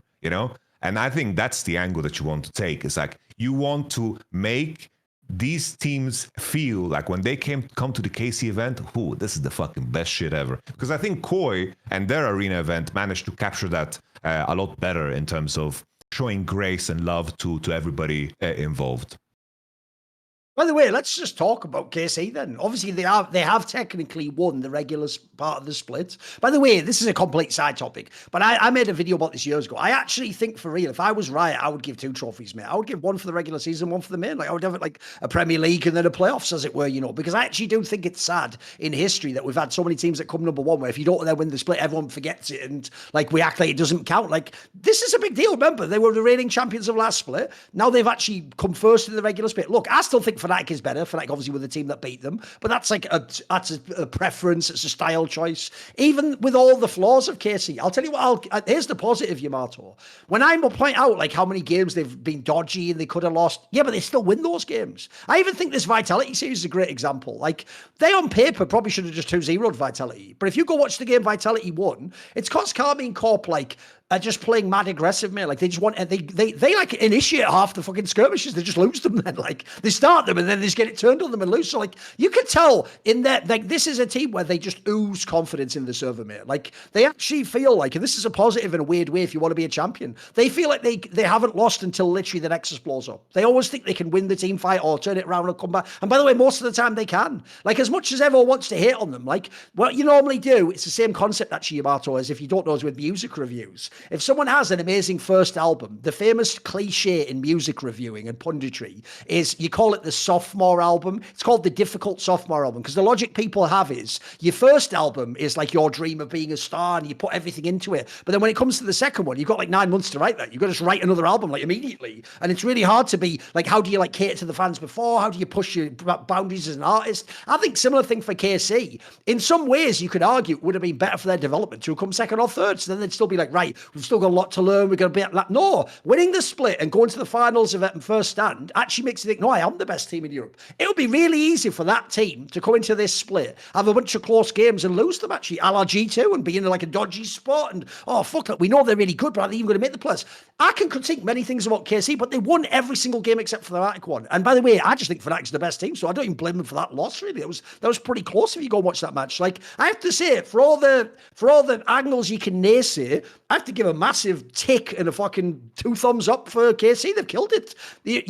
Everyone's waiting for you to fall and regress and for the rookies to have that bad split. Hasn't really happened. Like, you've had the odd times where laning phase was dodgy or you were losing earlier, you're down the gold lead. But you actually did what a champion does, which is you get your shit together and you win the game at the end. I'm actually quite impressed. I think the coolest aspect of KC managing to do this is that even though they won and like went to first stand, it seemed so clear that they got the right takeaways from what their obvious flaw is. Right. Which is there is a certain, a point in Fearless where they run out of champions to play. I think in a world where Fearless wouldn't be introduced to Spring, KC would have looked even better because they could just continue with the same recipe approach. While in this split in particular, we saw a lot of the carry junglers come through. We saw Lilia games from Yike again. We've seen a lot of the melee champions from, of course, Vladi, like he had the fucking crazy Silas game against Vitality, and then he had the very weak Silas game against G2. There was also the Nico support that they tried to pull off with the Kaiser Nico. It's very clear that they're taking inspiration from higher places. And I think this is just the best reaction after losing at first stand. It's just addressing your weaknesses. And then to do so in a very explorative manner and still win out the series. It's like a lot of KC series did go to 3 games against weaker opponents. The Team Heretics one is a famous one that, of course, stands out because that was a close series. Even in that game 3, Team Heretics almost won, but it ended up with Aatrox being caught, and then Tristana just had 3 items, and they got outscaled, right? Because the enemy team was just, not that strong with Swain and Aatrox and whatever the fuck. But in the end, KC has managed to win and also find a level of progression that makes sense. They've added a lot of new champions to their pool, and I think that's extremely impressive. I think that they prepared themselves for playoffs as best as they could, because even though their scoreline is borderline perfect without that Fnatic loss, of course, I think they've managed to take away, a lot of improvement within the split too, because they could have done the easy thing and just hold on to it. And I do think KC was extremely fucking lucky that they got the break week right there. They got a break week, and then they played against Rogue. We had Yike on the Sacktown, and he mentioned that he flew home. He spent some time in Sweden. Oh, right. Like the players actually got some time off. He looked like he did need a reset, didn't he? He was the guy who was playing a bit dodgy, wasn't he? Yeah, true. And he came back, and they look refreshed. They look refreshed. They're playing very well again. And I think that's also like such a massive benefit, because I think why we, for example, praise AG2 for winning every single fucking game, and then they after like last year, of course, after they won every split, they won also the regional finals in the end. They won everything, and that is going through that turmoil. Like they had moments where they look very, very weak, but we all trusted them to win out in the end because they spaced themselves out very well, and they figured themselves out when it finally mattered. That's a very difficult thing to do when you're the one that is running the most fucking intense schedule out of all, especially in contrast to the previous year, because you also were at the World Championship, and then you continue the same roster, and then you go to, of course, the international in between. You go to the finals here, you go to the finals here, you go to MSI, and then you go, it's a very, very extreme and busy schedule. And now this year as well, you have first stand bleeding into MSI. That's another added tournament, and in the long run, KC will have to work. They have worked way longer and way harder than everybody else so far, right? And I think that break was just a massive blessing for KC, and I think it showed as well in these last 3 series that they played. Oh, by the way, one detail as well, because we actually didn't mention this, I don't think, ever on the show, but obviously an interesting detail about this year in most regions is that actually between the splits, they have different formats. So obviously last split, it was 8 teams make the playoffs. Because it's only 6 now, the entire playoffs is BO5 double elim. So that's another banger. Because when I'm looking at it right now, Yamato, KC's reward is going to be like first round play G2 in a best of 5. Like, congrats. Like, that's just the nature of the game, lads. It just is the way it is. So, look, that's going to be interesting as an opening match, mate. Normally, the opening match is supposed to be like, well, take care of them nice and easy. No. By the way, this also looks like it could be a banger. Because if it's KC G2 and then it's Fnatic MKoi, bro, we just had the MKoi Fnatic banger. That's a fucking insane opening round. I can't wait. It's going to be cinema, mate. That's cinema right there. Oh, it's fucking perfect. I think also we live in a world where the discussion, like, in terms of how the top 3 and top 4 look like, I think KC Fnatic are the obvious top 2. But there's a world where Koi is better than G2 in terms of what we've seen in spring. Yeah. It's like Koi, I think they've shown more. Jojo Pyun looks better. Like, he looks like a completely different player in comparison to last split. Midwin is getting his creativity in. And on the flip side, G2, in terms of where they are looking, every series, it seems like game 1, they have a clear plan. But as things progress, it seems like they just don't know how to play at all. It's weird because this team has now become a team that they've lost some of the back row, haven't they? I think they have, made. It's like they don't have any level of creativity in their gameplay. That's for sure. I think this team, as weird as it sounds, it's no longer Caps's team. It's no longer BB's team. This is Scumon's team. I agree. Bro, I actually think even here's an angle that might blow your mind. I actually think he's been underrated this split, mate. I think he holds them up. Like, he props their team up. Like, he is their team. I agree. It just seems it's like Scumon's biggest strength and also biggest flaw, which is very common in players that are extremely high ranked. Scumon as a jungler is like usually when you have junglers that are 2k LP and they are rank 1, because I deal with the same problem with Natty at a smaller scale. Natty has been top 5 as our jungler, and I have to like remove him from some of those habits because he only views the game through the lens of himself. And that can be very, very good when you are strong. Like that Xin Zhao game, Scumon was fucking ahead and he drove the whole game. Like, he was everywhere, knew exactly how to leverage his lead. He was taking 2v3s, he was taking 1v3s, he was finding ganks left and right. Fucking wonderful. But you can see when his position is not as clearly dominant, or if he gets behind. If you're behind, you're fucked. It's just over in it. It's just that Scumon is not the jungler like fucking Jankos or whoever the fuck that is going to find creative angles to get you back into the game. And the same thing for Labrov. So on G2's side, in terms of what they're trying to piece together, because their biggest problem is BB doesn't play the right champions. He doesn't play Gwen, Ambessa, Jace. We've addressed this many times. The top 3 most played fucking top laners on the patch, barring, of course, Sion. All right? Sion is something gets picked once, gets banned. It's something that is targeted and people are aware. He wants to play tanks because it streamlines G2's gameplay. Because Labrov's macro isn't, it's like slowly improving, but I do think they look their best when Labrov on map open just needs to right-click Caps lane, put vision down, Caps farms, and they're going to have a good time. But now, I'm at the point where I am slowly losing faith in G2, like almost to the point where I think they are a heavy underdog playing against KC, playing against Fnatic, because this image of what G2 could be was shattered, of course, in the finals against KC last split, but everything was just, they reached that point through band-aiding, and now they can't get away with it. They can't get away with band-aiding at all. I think in terms of being able to characterize their players and to be able to summarize them in one sentence, we haven't been there since 2021 when it comes to G2 in terms of how they are band-aid, just band-aiding the whole fucking ship here. If we take a look at their drafts, in particular the 2 games against KC, the second and of course the third, KC were in a position where they played Talia, Nafiri, Ezreal, Alistar, Gwen, and somehow G2 end up on Victor, Caitlyn, and then just because Labrov has no champion pool, they're playing Caitlyn, Braum picked blind, which is psychotic. It's like Caitlyn Braum is not a fucking good lane at all. It is contradictory in its nature. You only do this if Braum has extreme value in the game to be locked in. But you're picking Braum into Ezreal, Talia, Nafiri, showing there's no great value there. There's no MF ult to block. There's no like, oh, Braum shield just breaks the whole game. No. There's nothing at all. And then the follow-up is you have Victor mid, and the follow-up is you pick Lilia. Lilia, Braum, Victor, 3 champions that shouldn't be paired at all in the game.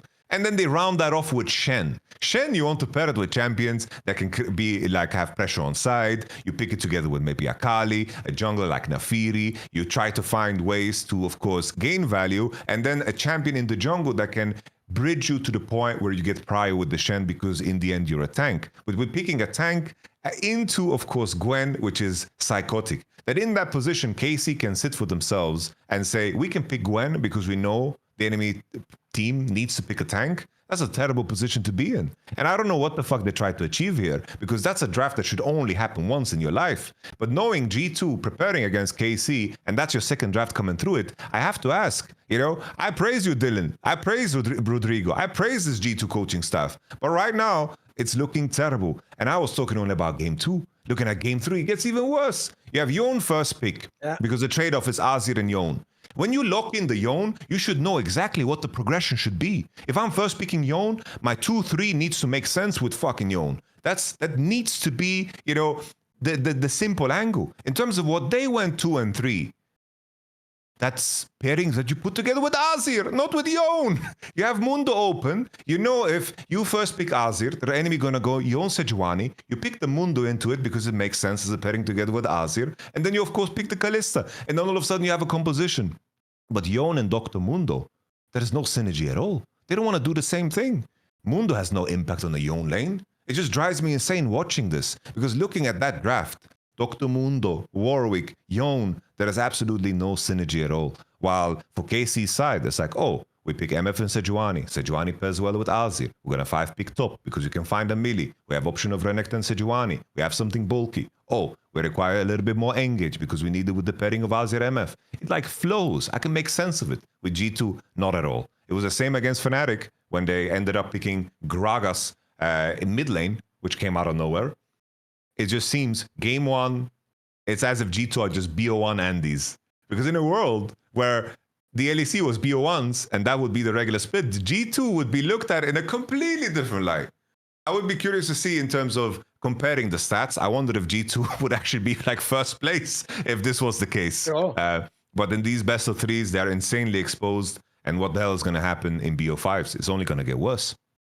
No, I'm with you. As of right this moment, from like the eye test of the split, the 2 contenders quite clearly are just Fnatic and KC. The question is which of them wins the league. After that, I'm with you. First of all, G2 for me, I would take them to lose to either of those teams. But it's worse than that. Right now, their real battle is fucking MKoi. You're right. Like, because put it this way, even if MKoi beat Fnatic, it's not G2 that's winning the league, mate. Like, so for me, G2's in a battle for 3rd place. And I'll even add this as well. I'm actually really glad, by the way, that the aforementioned Vitality got this fucking tiebreaker opportunity. Because I'll tell you what, of the like lesser teams outside of the top 4, Vitality is the one that can actually make it happen, mate. They're the one that have the ceiling to me. They have a floor that's low too. They can definitely, like, the joke is the Naknakala guy is the one who's carried a bunch of games. But he's also had that, like, some criminal fucking, like, the Yasuo game a few weeks back. He's had a couple that were nightmare fuel games. But the difference is you can see this guy fucking goes for it. So Vitality's excited, but no, I've never seen G2 in this position, this core, mate. It's crazy. Because I'm with you. Like, this isn't to say, it's not that Caps has been bad, but bro, this isn't the Caps that's like an MVP of the league. In fact, has he ever even been their best player in a single series this year? I mean, this split rather? I don't think so. It's just kind of, for me, this has been kind of like, funny, it actually reminds me of way back in the day when everyone who wanted a different champion, when you were coaching Fnatic in 2022, right? When you guys beat them in the upper bracket final, we all did sort of think like, fuck, is this like the downslope of Caps? Is this where it just sort of becomes like gradually diminishing returns every 6 months and eventually he's just an average mid laner? Like, the thing is, it's not even that he's played badly, but bro, he doesn't have, I agree, 1, the team doesn't play around him. And then 2, he doesn't have the crazy big carry performance to save you. It's just been kind of a bit meh for me, this split. It's weird because, like, looking at Caps, and every time when he has success and when there's less success, seems to just be buy-in. I think the moment you join a team with Caps, you should just be in the thought process of elevating Caps. And I imagine from Skumon's side, right? I do think that he's enforcing his way of playing, which of course in isolation I do think that he does a good job. But Caps misplaying and playing worse is usually the signal of something bigger. 2021, it was the same thing. Caps was very, very reserved on that team because he didn't feel like he had teammates that would enable him. And I get the same exact feeling from him in this split, where often he plays in isolation. It's obvious that G2 is working on this because I do see like Labrov showing up more and doing like the job of just making sure that they have vision to play. But often Skumond is the jungler that wants to keep 10 CS per minute. Yes. And there's a certain junglers that do very, very well doing that. But in the end, even in a world where Yike was, the guy who came into the league playing like Graves and so forth, they did that with in mind of pressuring the enemy jungle. That was like the main key point, that they would only accept that level of play if they went together with Mickey and Yike to invade enemy chickens, to put pressure on the enemy jungle. So, of course, Caps had that freedom. But now Skumond is someone that just power farms. And in some context, that's going to be a super, super good thing. But the pairing Skumond and Labrov, that is where I have like the main disconnect, because I think if Mickey was in this roster, it would be fucking insane. But he just isn't. But the Mickey point is something that you can say about almost every team. No, but put it this way, if you want to go more into that, I agree with you. First of all, I actually do think about all eras of G2 that had both Caps and Mickey X. They always played together amazingly, mates. Like, I always thought that was a very underrated aspect. People used to just make it Caps and the jungler. No, Mickey X used to synergize with it. And also, you can also tell outside of the server they get on really well. They're actually quite similar people. They're a bit silly and a bit quirky, but they're also a little bit shy. You've sort of got to like win their trust over to get. I know what you mean. The problem is when you have Labrov come in, Labrov as a personality just seems a little bit more flat, if you know what I mean. He seems like, by the way, he seems like a professional. He's coming to do his job and he's coming in, but it's not. There's a reason why. Like, I know it's a dreaded term, sadly, because it gets misapplied, but like vibes is a real thing, mate. A lot of the really good teams, it's not even the idea that you have to actually all be best friends. Like, I always thought, for example, the G2 super team with Wonder and Perks, the genius of the vibes in that team was the vibe was exactly what you want from a super team. Of like, look, we're all arrogant, we're all fucking the shit, but like we can all fuck around as a result, and that's why we can even make it lighthearted. Because if I fuck up the game, you'll carry the game. That's even kind of like a dope mentality. The one they had last year was a very different of an approach. Because by the way, if people don't know, Hans Sama's a little bit emo. He's a little bit of a moody guy. He's a bit of like a guy you're not quite sure where you're at with him. Broken Blade can be this like glue fun character, but I think he needs other people to interact with. For me, that's actually one thing. If I look at this team, I don't think this team has the vibes, mate. Because I also get the sense, and by the way, what's funny is individually I fuck with this, and people have noticed I'm actually a fan of Skumond. I told you I kind of see him as like the next Inspired. I think there's a genius to how he plays. Where I could say, put it this way, if he continues his career, Yamato, he could be a league MVP one day. I mean it, like, because I'm with you. These guys, when they play their game, they're the player you play the game through. If you're an Inspired team, you have Inspired on your team. It's an Inspired team, mate. It's not like, that's why I actually think the Larson problem in Rogue was real. That Rogue was a Larson team, but they had Inspired on the team. So it's like, we're getting pulled in two directions. What you needed actually was potentially a worse mid laner, but who just does what Inspired wants. Like, that's the issue. Malorang, they won with Malorang in the end. Malorang was a psychopath. Even though we're not and only an idiot ever thought Malorang was better at League of Legends jungle than fucking Inspired. Like, for me, they're not even in the same universe. So, no, when you look at this squad now, part of the problem I think you have is, I think Skumond's a really serious guy, mate. He doesn't seem like he's like the fun, jokey sort of like this team. The problem they have is they don't have like the superstar players where they can just turn up like football, like, hey, just do our jobs and win the game, guys.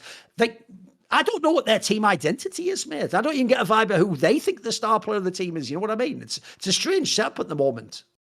Oh, it's like the Vitality games that they played were probably like the best ones they played all split. And I think the main thing that stood out was, they have a bot lane that can contest push. They created a swap game, BB on tanks. It just streamlined their gameplay. If they can find ways to streamline their gameplay, it looks better. But KC and Fnatic are far better at playing a very, very dynamic game. They have top laners that are capable of playing like Rumble and Gwen, which is like so extremely important now. But on top of that, it's like they have, just the junglers as well that are willing to play, the supportive champions. It's like I would be very surprised if we loaded into a game and we see Skumond playing Sejuani.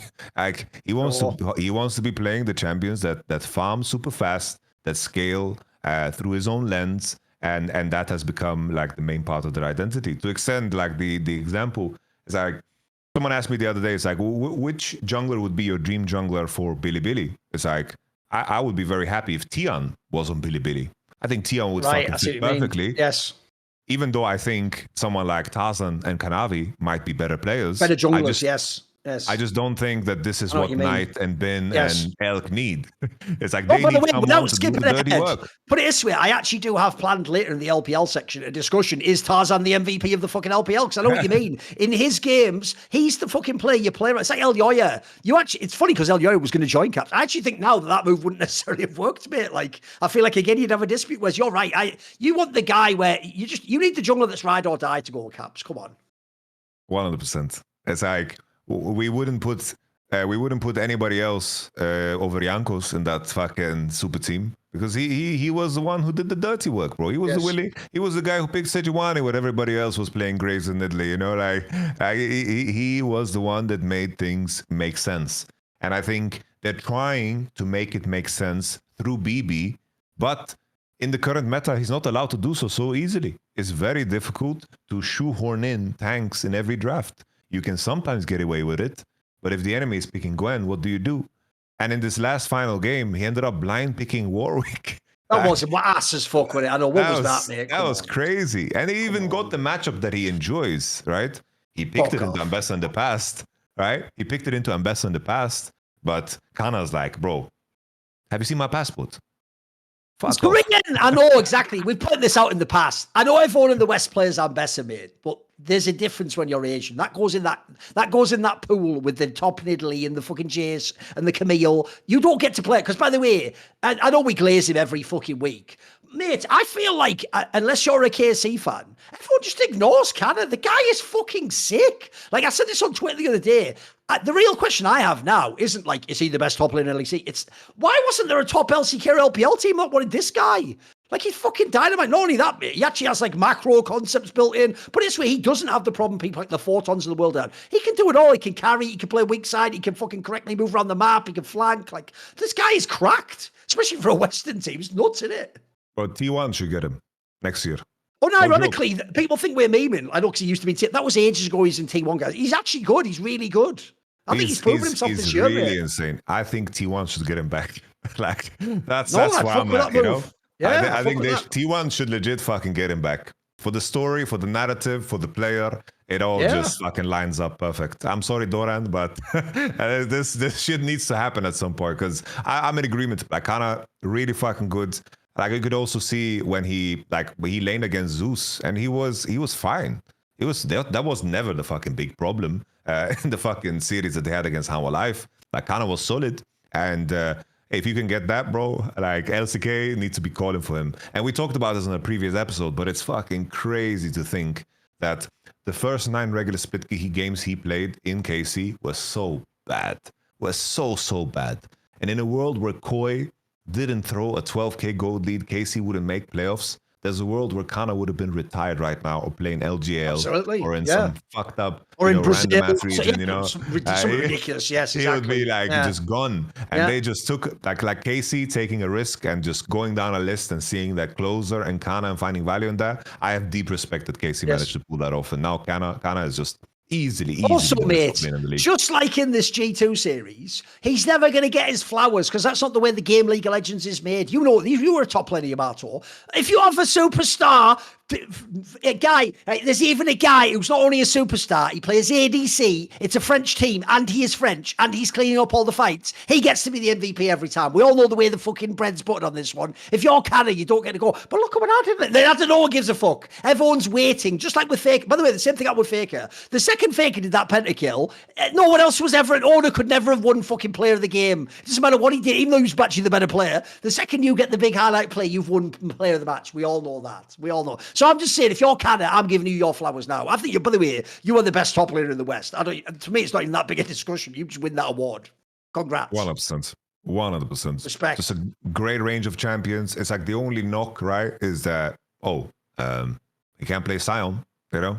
But I think that's just like the context of, like Jag mentioned that he doesn't talk a lot, but it doesn't look necessary at all because of how they team fight and how he finds his timings and how he finds his angles. It looks very, very fluid in terms of how they team fight with him. But when you're playing tanks, there's a lot more onus on you to like be the one contesting into mid and like just fucking doing shit, because those are the worst games. I realize though, Yamato, even though we're not even trolling, that is totally legit analysis. I would actually gamble on Canada to come back to T1.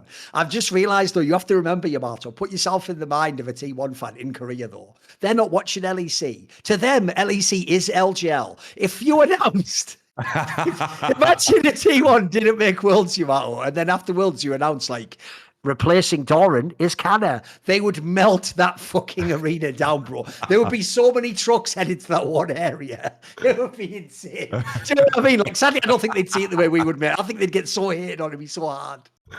I see that.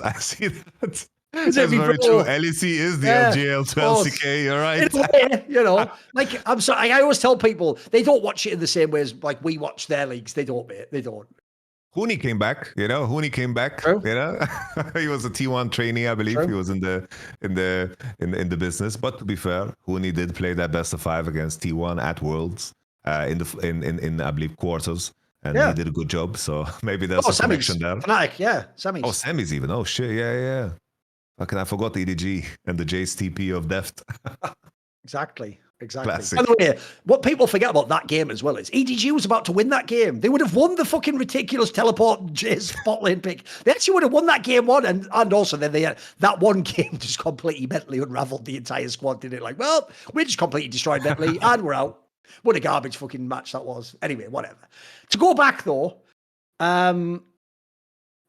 you know what's funny? There's not that much for me to say on the Fnatic angle, Yamato, because the problem is this. I do think they're the best team. As I say, I think they have the highest ceiling. I think they actually get there very consistently. By the way, I am very excited to see them versus KCorp in the best of 5. I think that'll be an unbelievable match. I actually hope, by the way, we just get it in the upper bracket and the final. I think it would be cool to have that like run twice, especially if they then both go to MSI. That would also be dope. But the thing about Fnatic is this. They've got the exact same problem that they've had the entire time, which is, bro, I'm a massive Razork fan. People know. In past splits, I even did think when Caps was the best player, he was the second best player in the LEC. Not best jungler, second best player in the LEC. I thought he was unbelievable the last 2 years. But the difference is, Yamato, my copium for when Razork would int in the last 2 years went like this. Well, he has to. He doesn't have a good enough bot lane. Humanoid just fucking sometimes just randomly ints himself. Or Scaradin's a bit of a noob, so he's never ahead in lane. And so as a result, if you're Razork, you kind of have to make everything happen. Everything goes through you. Here's my problem, Yamato. That's not true now. Like, the joke is he might need to be the best player in his team. Upset's probably the best player in his team. Humanoid's actually had, by the way, a way better split than people are giving him credit for. Oscarin's just been really solid the whole year. Like, you look at their squad, Mickey X is pretty good. Like, if you look at their team, it's just something about Razork now. Razork he just cannot say no to that extra play. You know, the whole let him cook. Oh, listen, you should definitely let Razork cook. But then he's doing like 8 courses, mate. No, just leave it at the 3. We've already had dinner. That was delicious. Let's have a little bit of dessert and go to bed. He's the one going like, crack out the fucking cigars. Let's get us cheese board in here. You know what? Actually, fuck it. I'm going to do a little game hen for all of you that you eat under a thing like that French thing. And then you know what? Actually, fuck it. Let's get a souffle. Hey, you're cooking too much, bro. Even in games they win, he tries to go for like 1 extra play every time that could almost lose you the game. Like, the reason I bring this up now, Yamato, is they might still win the split, but I'm really scared about that tendency when they go to MSI, mate. Because that's where I don't want the nightmare fuel. Get ready. This will be in a fucking highlight clip. I don't want the nightmare if you're playing BLG or TES and you're ahead in the game, you're about to close the game, and then you make that 1 extra fucking dive, you make that 1 extra like push when you have the advantage, you're doing the Baron and you stupidly like pull off and take a fight. So that's just part of who he is at this point. I don't know what it is. And the reason I bring this up is I know from a coaching standpoint, it's really hard to coach that out of people. Like when people have that input, because obviously it is the Hillesang thing of like they always think there's the 1 extra play, you know.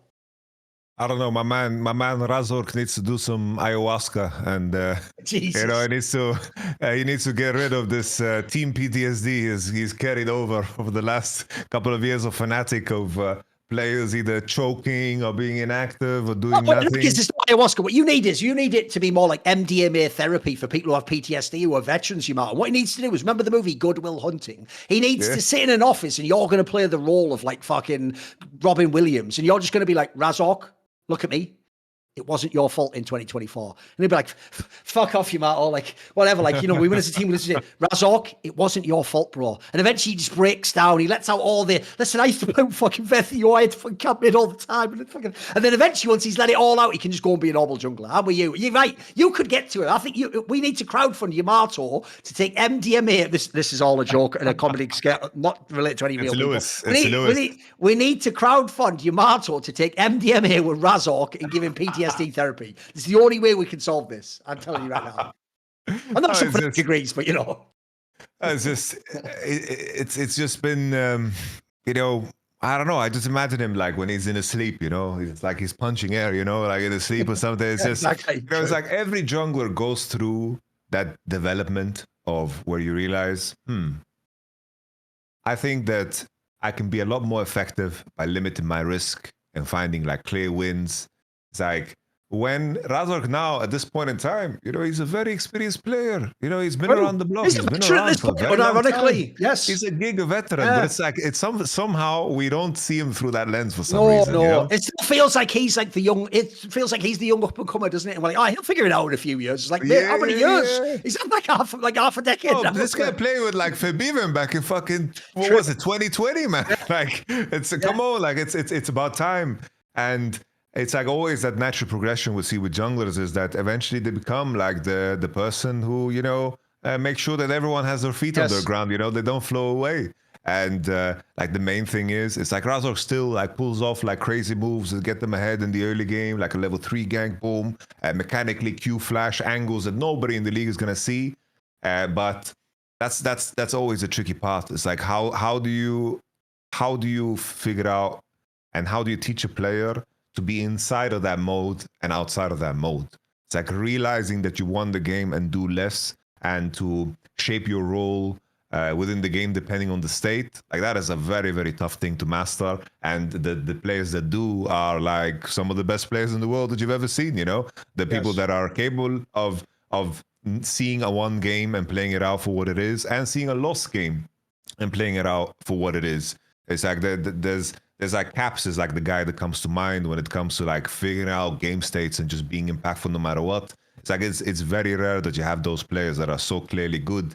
But now we have a situation where Fnatic is so individually insane that you kind of want them to have a jungler that does less and get away with it. It's like the fucking Tian fucking Tarzan conversation all over again. The analogy we just said earlier, if anything, they want Skumond. If you swap junglers, the two teams are probably better.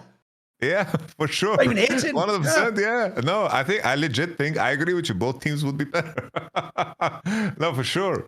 Razork and Caps would just work. That would just flow together. Insane, yeah. 100%. No, that's a good angle. I like that angle. But I have the same concern. I can even go so far that even though I appreciate these Razork angles that he has found, I would say that it's almost hard for me to imagine that he would qualify to being a top 3 jungler based off of this split alone, which is crazy to think about. I actually do think this has been a down split for him, even though the team could have been number 1. It's not. He used to be like 90% of the reason Fnatic was good in past years. I agree with you. Sometimes he's been one of the weaker players at times. It's like Skumond, Yike, Elioria, it's like Sheo even. These are junglers that have like had pretty solid splits. Sure, you can isolate Yike's Vi games, the earlier ones, those the ones that they lost for sure. Yes. But if you look at his body of work, I think that's judging him his whole split off of his Vi games. I think that's surface level work that I deflected. By the way, the Sheo one's the one everyone's going to lose their mind on. But I'm with you, might. It's the same thing we're talking about. Notice how what we're pointing out here, which I think is a very valid way to see the jungle role, is we're not talking about who in theory is the best. If we're doing FIFA ratings on the players, of course Razork's better than Sheo. But I'll tell you what, Sheo in terms of what he does for his team, though, is unbelievable, mate. Like he's had an amazing split. He's actually probably the most underrated one of those names. 100%, yeah. I'm enjoying Sheo. I really think that Sheo and Stend in particular, if they had sleepers, if they had better carries around them, this team would be fucking insane. Like if I would put Vitality, I would put their top laner, their mid laner, their AD with Sheo and fucking Stend. I think this team would be dynamite. Oh, they'd be sick. Like Vitality is having the opposite issue where Linsas is quite inconsistent, and I don't think that he has made a decision of what kind of a jungler he wants to be at. And then Niski, you know, the struggle of Niski, you know, he has had too little time to play, but you know, he does some goofy moves that are very disagreeable. That his only job is don't be Hylissang. He actually hasn't figured out who he is yet. You know what I mean? It's just his job is just don't be quite as bad as Hylissang. So far, he's all right at that. Keyword all right. Keyword all right.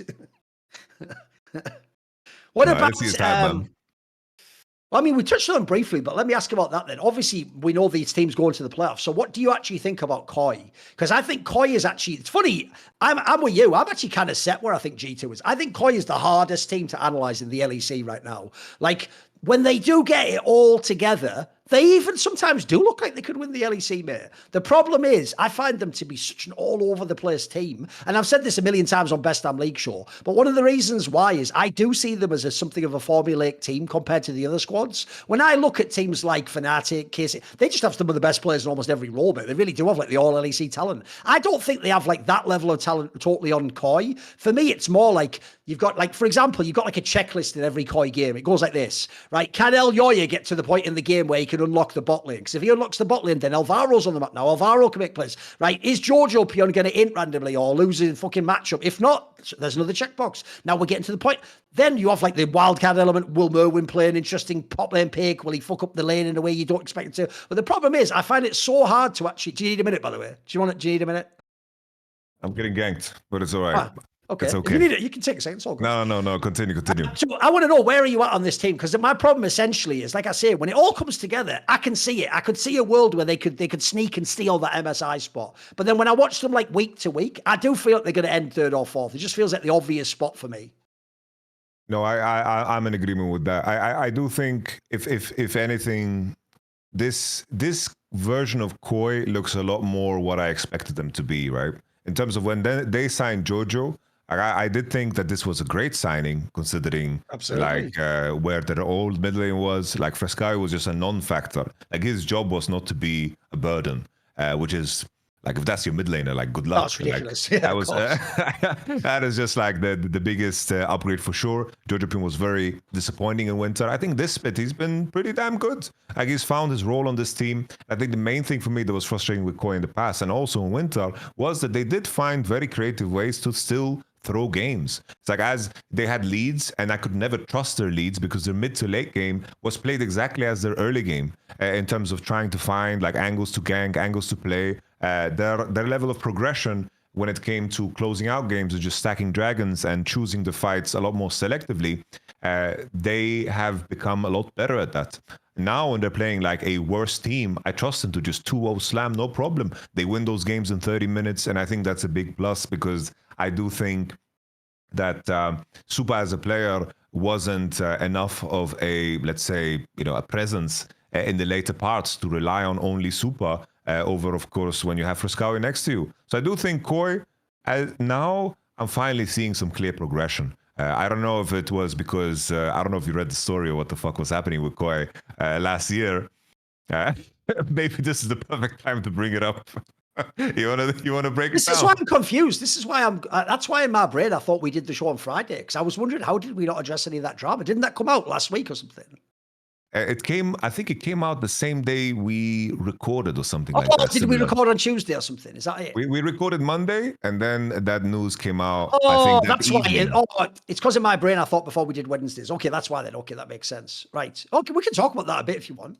Yeah. No, it's like, for those who don't know, there's like this KOI fan club that basically. Oh, but first of all, before we do that though, we need people to really tune in and listen to this particular. You need to listen carefully, especially if you're outside. It's a very, very noisy. Oh, you have a headset that doesn't work outside, and still the noise is creeping in. What are you doing? You need to get yourself some Raycon earbuds. If not only for yourself, you can get them for at least your father, your father as well. Let's see, he's mowing the lawn, all the noise coming into his ear. That's not good. That's not good at all. Raycon earbuds, your father could use them because they're very, very easy to use. You just plug them into your ears. I messed up when I got them some time ago. I put them upside down, but that's just me being silly. Now that I realize how to put them in my ears, I have freedom. Freedom from sound around myself, and also freedom from bulky headphones that were impossible to carry with me. The coolest thing about Raycon earbuds for me is the fact that they are very, very compact. I keep them in my jacket pocket. I bring them to the gym, and my experience with them is just that I can keep them in my ear, I can do my exercise, and at the same time, the noise cancellation is good. I'm always skeptical about new technology. I was like probably the person that upgraded from a wired mouse to a wireless mouse, the last person to do it in the universe, because I'm always so skeptical. And I was also skeptical with the headphones. I was like, they need to be bulky because all that technology and all that jazz for, of course, the noise cancellation, it needs to be all there. There's a machinery in there. But no, these Raycon earbuds, they're very small and the noise cancellation is lovely. The cool thing as well on my end is the fact that, the charging aspect of anything that is, wireless is always the trickiest part for me. And I barely need to charge these bad boys. They function for 32 hours. You can just keep them in your pocket. They charge easy peasy. They have a quick charge function. You can just plug them into your phone charger, boom. Even if you forget, sometimes what I do, if I forget to charge them after 32 hours, after a month's use, I just plug them in for 10 minutes and then they're good to go. I have them for my gym session, my biking session, and I don't have to worry at all, which is super, super cool. So what are you doing to yourself? If you're listening to this and you're outside, make sure that it's the best experience possible. Do it for yourself. And if not for yourself, if you are self-loathing, like a lot of people out there, give them to a person that you love. Father's Day is coming up. It's the perfect timing for it. There's a lot of colors to choose from. You can choose something that just fits your father's vibrant personality. Why not? I don't know what color I would get my father, probably like some very, very dark ones, because he was always very, very angry and upset with me. But your relationship with your father is your personalized one. So you can just do whatever you choose, flowery, whatever. And if for some reason your father doesn't like him, 30-day guarantee, no problem. You can send them back. So what are you doing? Go get yourself some Raycon. Go to buyraycon.com/elephant to get 15% off site-wide. Right now, Raycon is offering up to 15% off site-wide when you go to buyraycon.com/elephant. Once again, the third time, because this is what sponsors love when they hear the URL 3 times. buyraycon.com/elephant. What are you waiting for? Upgrade your life. I mean, what's wild about that is I actually feel like I was Razork in the fucking MDMA session. Then you just started opening up about your past. I was like, whoa, oversharing here, bro. What are we doing? Fucking hell. We don't know each other like that. Okay, fucking hell. All right. Jesus.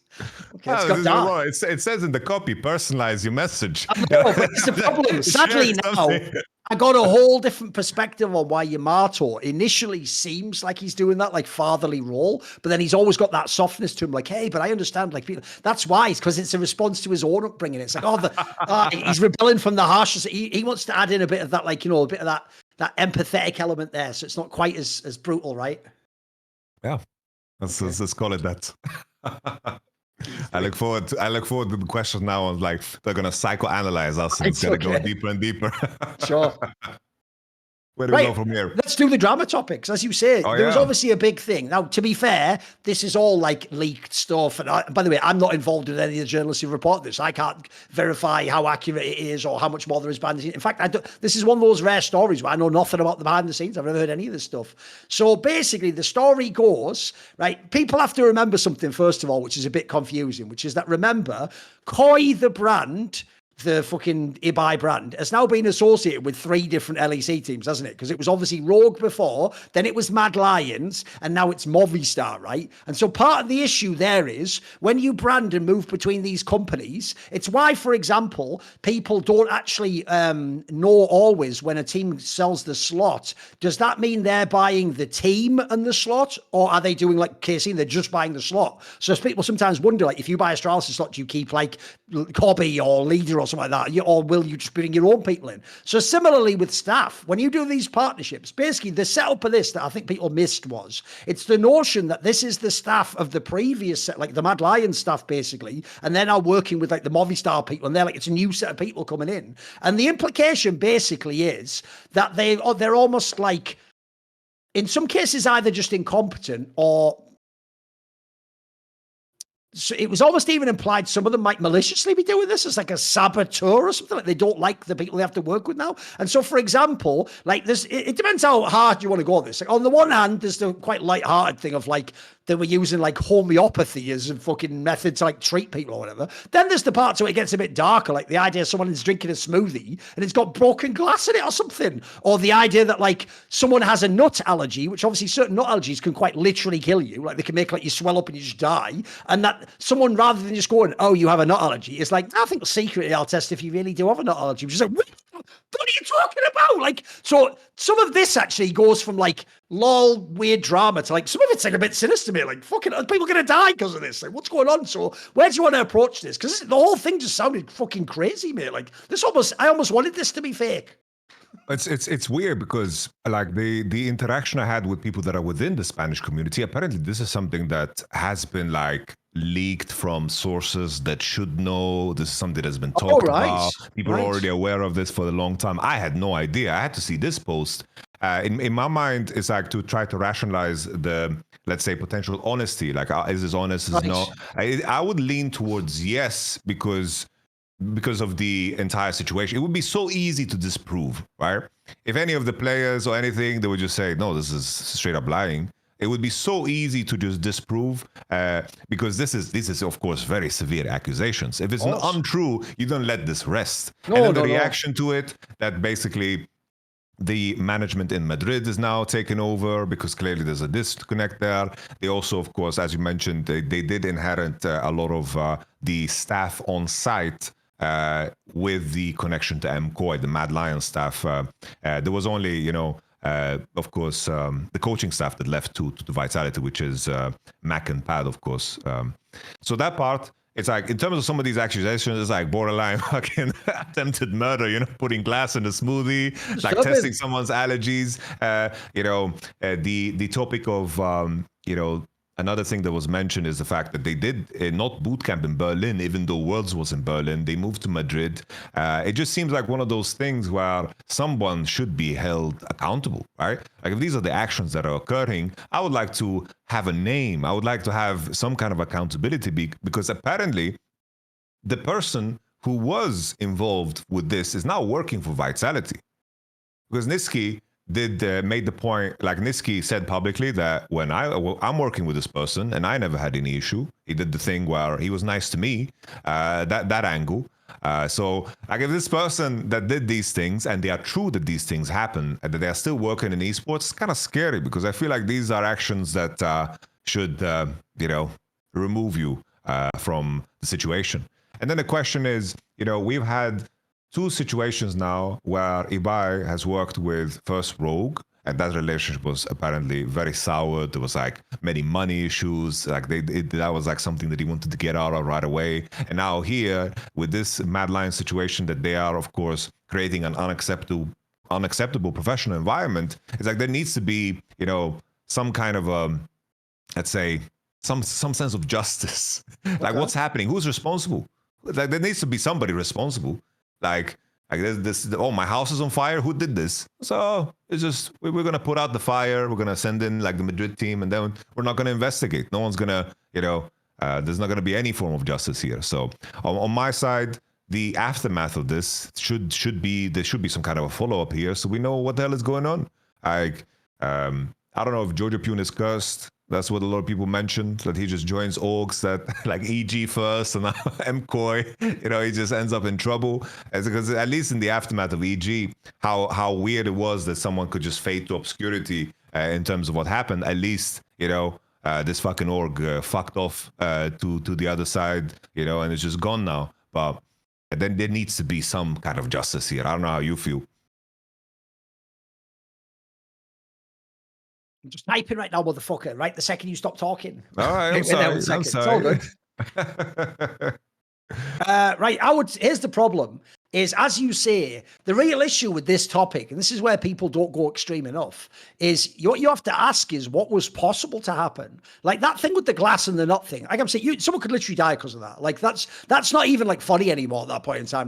Like that's only funny if it's like, nothing went wrong, though, and it's all safe. Like even the implication, that's really disturbing. Like, why is anyone doing anything like that? Like, I agree with you. That's the sort of thing where, to me, you shouldn't even just be like fired and punished. There should almost be like some sort of like an org shared blacklist that you get put on, so you never get hired to a fucking LEC or LTA org ever again. Like, that's completely beyond the pale to me. Like, that's fucking I can say that's not even something within the purview of your job. And also the idea, by the way, I mean, we just went through this 5 years ago, guys, surely with the idea of like what is bodily autonomy and who should get say over what we do medically, etc. The idea is some like random cook guys just getting to decide like whether I actually have a nut allergy. What the fuck are you? Who the fuck are you, bro? You're just some guy. Like you're playing with people's lives over that. Like that's not even within your fucking. That's in English you would say that's above your pay grade, mate. Leave that alone. Like even the notion you think you have that level of say over the people you work with is really out there. To me, I'm with you. Like I almost think there should be like a harsh response to this. This shouldn't just be like, haha, look at this crazy drama in KOI. It should be like, what the fuck's going on with these specific people who are behind that? Because there's the other thing. I don't want it to just be like the org was badly run. Who are those specific people? We should almost name and shame those people. Like, that's really fucking alarming shit, mate. Because, yes, nothing bad happened this time. Notice the key words there are this time, though. Who the fuck knows what happens if that person gets in that scenario again? And then, because I'm thinking of even worse things than that, mate. Like, what if someone says something, oh, I'm diabetic? It's like, are you though, really though? Maybe I'll just put a load of sugar in and say, what are we doing? Like, again, you could, like, this is extreme shit. And the sad thing is, I hate the idea that we can only fix things like that after the fact. We have to wait till someone dies before we do something like this. No, this is the warning sign right here. This is the fucking canary in the coal mine, and the canary's dead, mate. So let's get on with it. Let's get everyone out this coal mine in this analogy. This is fucking dangerous. And this is also why, I'll tell you a bigger point I could broach into here, Yamato. This is why a really misunderstood part of LEC is the franchising part. People still treat LEC like it's EULCS, Yamato. EULCS essentially was only about how good are the 5 players in the server. And so as a result, if your 5 players are Jizuke and the Giants players, it doesn't matter that other people might not like them or they might think they're toxic or what's Giants the org like. None of that's relevant. All that's relevant is can they win the game and get into the EULCS.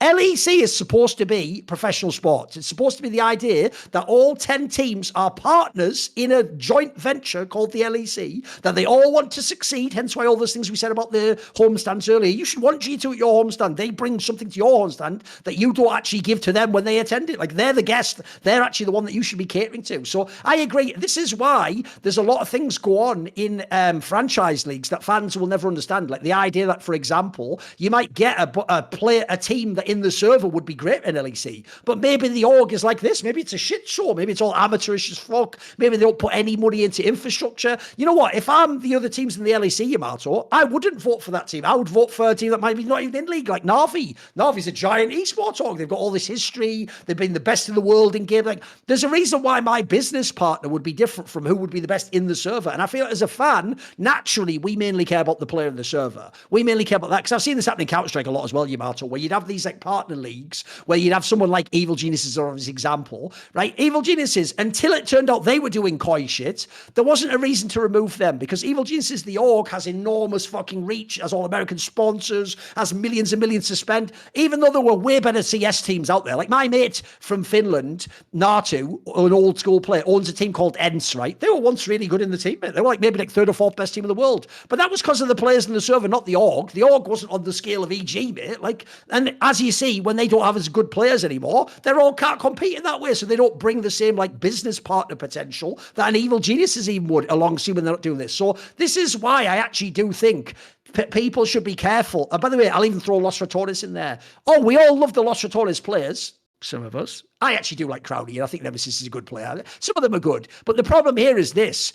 Aside from Cadril, we don't really know much about the Los Ratones org, mates. Like, if I had to guess right now, Na'Vi would be way more appropriate to bring to the LEC than Los Ratones, even though Los Ratones would bring all this hype and all these great star players. So it's why I do think you have to be very careful in a franchise system that it's not just competitive. You need to vet the orgs, because essentially what you're saying when you bring that team into LEC, like you've done with KOI here, is this is one of the best orgs in European esports in League of Legends. That's the stamp of approval you are giving them. And also, as you find, by the way, funnily enough, like the EGs of the world or the Rogues, once you let someone into one of these leagues for legal reasons, it's really hard to kick them out. You can't just kick them out tomorrow because you don't like them. So that's why I think you have to be super strict when you vet these people. I think we almost need, like, for real, before you even get to join, you shouldn't just have to have the money and a business plan and show you should almost have to have like inspections, mate. You know what they say, like nuclear inspectors around countries to check what the situation. You should almost have to check like all your facilities are legit and you're making the correct investments, that you have like on-site staff that are all like at a certain certain grade of certification. This person has like a degree in nutrition. I don't know what the fuck it would be. You know what I mean? Like, I almost feel there should be like a gold standard that is LEC approved, because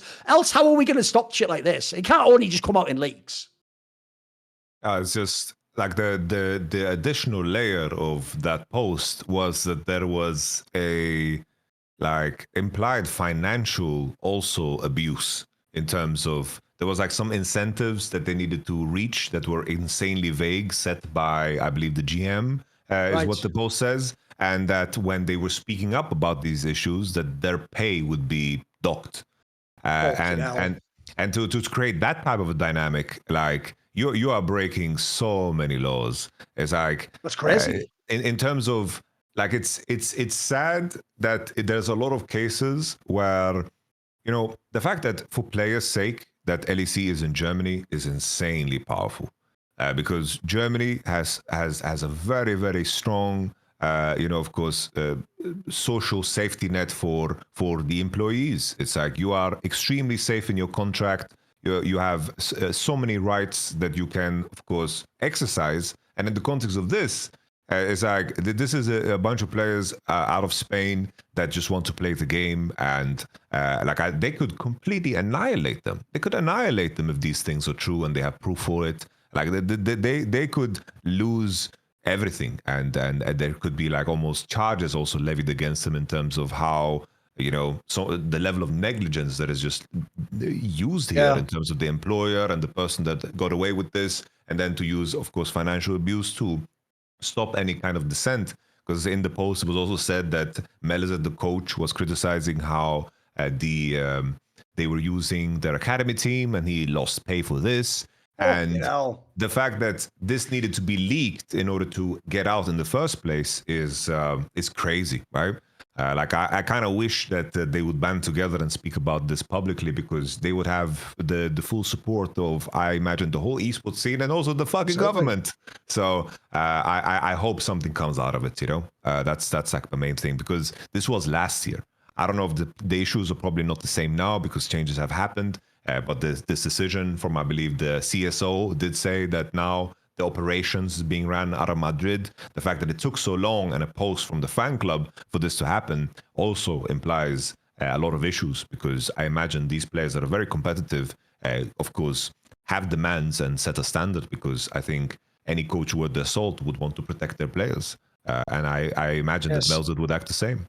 By the way, I also agree with what you said earlier. A giveaway is that, like, first of all, you wouldn't even be able to stop pro players. A million of them would have tweeted if this was all nonsense. And especially major org people would come out and make very strong statements against this and against the people leaking and all the people. That not only hasn't happened, but as you say, one of the main people from, like, essentially the Mad Lions / overactive media, he basically even just came out and was like, okay, we're going to make sure things are better now. Like, the way that was phrased gave the whole game away, Yamato. It kind of makes it obvious. See, that's the thing, Yamato. Sometimes people might reveal things, mate, that people are really dark from behind the scenes that you don't want to believe are true. But then when nobody involved comes forward and says it's lies, that almost shows it's correct. Weird how that works, isn't it? Anyway, moving on. So I'm always going to be me, mate. You got to understand that. Don't worry about that. Don't worry about that. I think we should actually go and talk about, like, fucking LPL. Do you want to go talk about some LPL, mate? Because, bro, it never ends. The fucking suffering never ends. The suffering never ends. Right? Explain this to me right now. Explain it to me. Right? I've just watched FPX torture the whole fucking LPL, where, like, you can't get these motherfuckers out. Like, the amount of times they just win it, and then they just rock up and just get clapped by NIP, who is not a good team. I'm telling you right now. Like, they are not a good team. I mean, look, I'll give them credit. I do think the change they made, bringing that solo kill guy in instead of Shan, that looks like a good move. He seems like he's had some good. But even so, like, on paper, this is the layup for FPX. Mate, you've done all the hard work against a really good team. This is where you just win. This game we watched just before we began here blew my mind, mate. What the fuck's going on? What's going on with FPX? Kier is such a fucking weird player, man. I don't know how he can play this bad. How can this be your floor? Like, this is one of the most pathetic performances I've seen. Like, this is such a fucking Nirvana performance, beyond words. His Talia game and that Aurora game was just so terrible. It's so weird. It's like looking at FPX's like series scored. They've won 6 series that when at any point in the season, this is your level of play is even, it's crazy to comprehend. Like this LPL, like regular split, has felt so long and short at the same time. Because we've seen like every possible version of each team. Yeah, we've seen AL lose series in a weird way, and we've seen them crush top esports. We've seen top esports be insane and then lose series to IG. You know, we've seen IG be insane, beat top esports, as I mentioned, and then we see the other side of it too. In regards to like NIP, I agree with you. Solo kill good, but Aki, bro. If when this player is not on Wukong, it is crazy the crimes this guy is committing, man. This Vi game, like it just comes back. Like, we're gonna keep repeating this point because it's always going to be true, and this series always also brings it up. Just remove this, like, Doinby, make a phone call, remove the sanctions, remove the tariffs on bring back Bo. Bring him in. Yes, like make some phone calls, call the commissioner. Fucking call Xi Jinping. I don't know what you need to do, man. It feels like we are asking for a pardon Snowden or something, but just fucking, you know. Let Assange go. You know, come on, boss. He's done his time. Let him come back. Come on. Let him play. Fucking Bo is chilling on the embassy of Ecuador. He's just no internet connection. Come on, feels man. like, bro. Bring back Bo. That's what we need, man. Because there's another thing that also kills me, Yamato. If you want to talk about the nip side, again, Doinby actually showed like a fucking good series here. He was smurfing again. He was showing me some like. Also, he actually plays the meta champions. He's not just on his weird Doinby, like, they're not even counter meta, mate. It's just his Doinby meta where he's off in like another universe playing like support champions or something. Like, he's actually playing the real meta champions and he's really good again. But the problem is, like I say, even with this win, you can't believe in NIP. Meanwhile, if you're FPX, you've blown your. By the way, all these teams do this. FPX has done it. WE does it. They score a massive win over a top dog that looks legit. And you're like, fuck, maybe I actually underrated the bottom end of this fucking Ascent group. Maybe the whole thing's cracked. And then they'll go and play a complete bomb team and just get rocked by him. And you're like, what in the world is going on in this league? This is mental. It's strange. Like, the only way I can rationalize it is that, like, the logistics behind the scene is something that is never like talked about because we don't really get to see it.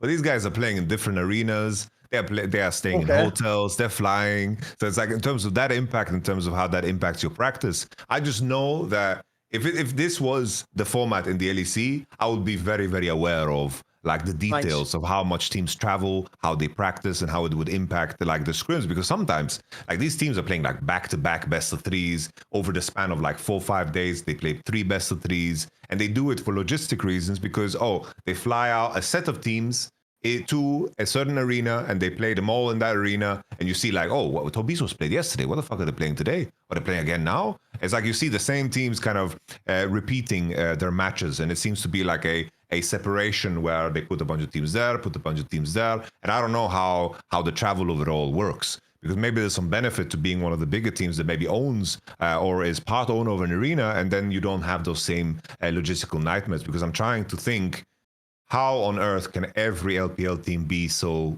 inconsistent? Every LPL team. Anyone's Legend, Top Esports are up there, right? They've won the most. The joke is, you remember the last episode when I did that? Like, it's like every week I have to take the same thing and then just change the names. You know, I told you, well, you know what? I thought Top Esports was the best team, but then after the AL one, I guess AL gets it. AL then just turns around like, joke's on you. And then they all just did the fucking games right after. It's great. Every time you feel like finally that team is number one, it's like, mate, as far as I can tell, the LPL is fucking Mario Kart and it just releases all the blue shells to everyone else. Like, you can't fucking win, can you? It's mental. It's not, until the end of the split, you don't know who the best is. You're never allowed to in the LPL know who the best is. No, for sure. It's like that Top Esports series finally got me bought in. Like we talked about, I was like, yo, AL. I love it. They're going to do good at MSI, but I believe in them. This was a level of class that I really enjoyed. Yeah. And then Billy just smacked them on the mouth. And like Billy had a solid series, but I didn't think that AL played to their standard at all. That's the worst part, mate. Not only did Absolute Legends look like they're actually, this is the status is set now, Yamato. They are number 1 and number 2 at minimum. And if there's one thing we can all agree from watching the last 3 weeks, BLG isn't it. So then, of course, BLG just like, you've not activated my power spike. And then they're just like fucking, it's ridiculous. It's Super Saiyan level 3 or something. Like, get the fuck out of my face. This is disgraceful. By the way, I said it earlier, we can actually do it for real. You know, we gradually worked our way back into the whole upset is not just a good player, he's like one of the best players. We have to do the same thing with Tarzan. Mate, I'm not joking. If you had to pause the LPL today and just say, right, who gets the MVP award? I think it might be Tarzan. Mate, this guy has been... Look, there's a few players, but like, if you want a top esports player, Kanavi would obviously be a good legit fucking shout as well. I think it might be... If you look at his squad of players, I think Shanks is good, mate. But like I say, for me, he's still like on the rise, like Cream-esque 2 years ago. Like, he hasn't actually got the status of the Knights of the world, the Doinbees of the world, or Scout. Bro, Tarzan is the game changer on this team. He's fucking mega, mate. Like, you saw it in the series today. When he plays at his peak, it's really hard to play a game against this guy with jungle. No, for sure. I think the main thing is, it's like if I would have to pick 2 people on this team, would be Tarzan and the support Kale. Like, but the main thing is for me when it comes to Tarzan is the competition. Like the players he's playing against on a daily basis in terms of jungle, it's extremely competitive. While the support pool is extremely shallow in the league. It's like when players like MKoi and On are underperforming. Then the opportunity to stand out as a support is of course far greater. But Tarzan has to play against demons on the daily, and I think what's so cool about Tarzan is that he just has such an insane range. It's like we mentioned the struggle of Razork in terms of having like the eye of the tiger and finding plays that nobody does. Tarzan does that and plays a mean Sejuani, and also like can play the slower game, the faster game. Like when he's looking in Nafiri, there's no player that I have more confidence. Oh, he might be the best on it, yeah. To just drive home the game. And I think that's also what's so impressive about Tabe. We come back to Tabe because in terms of how all of their drafts kind of play out, there seems to be like a clear commitment. And I think that what's so cool about how this roster has been built up, especially now, is that you see the value of a player like Flandre in a league that is, for the longest time in previous years, has been dominated by top laners that are just demonic and super carries like Bin, and then it's just a bunch of baby Bins like Ale, Breathe, whoever, Zika. But now Flandre has kind of, especially in this split and this year, has kind of been the front runner and the pioneer in terms of where the meta should go. Because now he was the first one with Sion. He was the first one with Yorick. He was the first one with Tank Jace top. Like, this is the best version of Flandre that we've seen, and it functions so well because of how the rest of the team goes. It's like Flandre tanking ganks and not falling far behind. This is fucking perfect for him. Like this is a team that actually values that. So I think on the topic of roster construction in terms of how they draft, it just all makes sense. And Tabe said it himself in the Sackland episode we had with him. He said in the off season he was begging the ownership, please get me Tarzan. And he was so happy when he got Tarzan. He's like, oh my God, I have Tarzan. I have Tarzan on my team. It's free. And I think this is just clearly it. Tarzan is the perfect plug and play player, not because you'll be fine, is because you'll be great in any situation that you put him in. Tarzan is just such a complete jungler. And, the main thing is why I think he deserves so much praise is, if we go down the list, of course, Billy have the struggles in jungle, but Kanavi is still in the league. That's a fucking competitor. And that series that they had against him, Tarzan had all the smoke for him, So those are the matchups that I care about a lot. And I think Tarzan definitely can be in the conversation of MVP. I even think if you look eye test wise, that actually the current table in the Ascend group is really on point. It actually shows you the stratification, because top esports and anyone's legend do deserve to be in their own category. They only lose as like a random one or to each other. If you go and look at the next 3 names though, BLG, JDG and IG are actually all very similar levels of team. Like they all have players that can be the best in their role, that can smurf in the game. So you see, they all have like every 2 weeks, they all have like a standout performance. But then they also have the performance that's in the middle and then the shit performance too. And then after that, like I actually think Weibo, I'm sorry, this is actually where I will give credit to the FPXs and the WEs. I think Weibo's closer to them than they are to that group I just listed of IG. Weibo's problem is they only work as the upset teammates. Like I saw it in this game right now, like, bro, I could not believe they lost that Thunder Talk series. Like as someone who bets, that tilts me. When I've basically, think about this, Yamato, I've bet the favourite against Weibo a million times and they've beaten like in 3 games the favourite. So I'm like, well, easy money now. I'll just take them against shit and Thunder Talk. Of course not. Of course, that's when they lose in 3 games. Brilliant. Look, love betting. Anyway, it's nightmare fuel. Weibo is just such a mid. They are where they deserve to be there. They are a mid-table team that just flips a fucking coin before every series. And who the fuck knows who's turning up? And to complete like a red thread, a silver, like a red line that we had in the show is like that. Like we had this concern at the beginning of the year, Weibo, in terms of how they're constructed. It doesn't make sense to put Tian and Zhao on the same team. Yep. Zhao, of course, I think he always has mixed performances. So I don't think it's a question of always like what kind of a character he has. But Zhao as a mid laner is the one that you want to pair together with the junglers that are capable of driving games. Because Zhao would be like willing to support you, kind of like a showmaker figure to his Canyon, especially in like 2022. In my mind, this team is like the craziest part about that TT series, especially like TT lost a jungler. They have like this Swedish Chinese hybrid Xiao Huangren. Like, I don't know where he got his name from, but it sounds like Swedishified Chinese for some reason to me. But they got so stomped. They got so stomped. I don't know what has happened to Breathe even. Like Breathe has completely phoned it in. If you just isolate the 4 last series that they played, I would say that Breathe is like one of the worst top laners in the whole group, which is crazy to think about. It's weird. We have this running meme in my chat that Weibo, they switched from green jerseys to white jerseys, and ever since they've just run it down. They lost to NIP in a gruesome way, and to TT, it's like losing to the teams that we view for good reasons as the bottom 2 teams in the league. To lose that, I think that you cannot get any lower than that. I mean, lost to WE themselves. Yeah, no, they've lost to everyone basically. It's their match history is ugly, man. They've also beaten BLG, IG twice, JD. What the fuck's going on? Like, it's so ridiculous, isn't it? Like it's like they themselves only operate on a blue shell meta. Yeah, it's crazy. It's like the support you can see in a lot of these scenarios that this is a guy that doesn't have experience, because whenever he has to play like the range supports, whatever, he just gets caught, gets poked out before fights start. It's very clear that this is not the player that you want to slot into a team that is ambitious. So I don't see a way forward. Weibo, at least in the past, had like good macro concepts, but in terms of like was there a reason given as to why they took Hang out? By the way, why did he get replaced?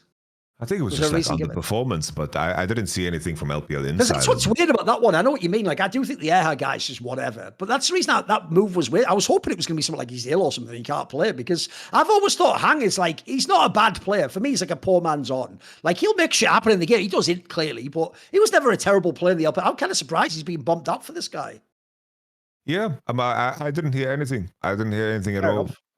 It just seems like one of those cases where you mix things up and you grab whatever you can. It's also hard for me because I don't know what's happening in the LDL. That's like probably the league that I'm the most out of the loop at. I don't know if this guy was popping off in LDL or something. Maybe that was the case. No idea at all. Don't get it. But I have to say though, yeah. Mate, the thing about JDG is, on the one hand, here's what's weird. I sort of see why they maybe fired their coach now, but I don't know that firing the coach was the move, because it's not like they've looked better. They're still just as bad, pretty much.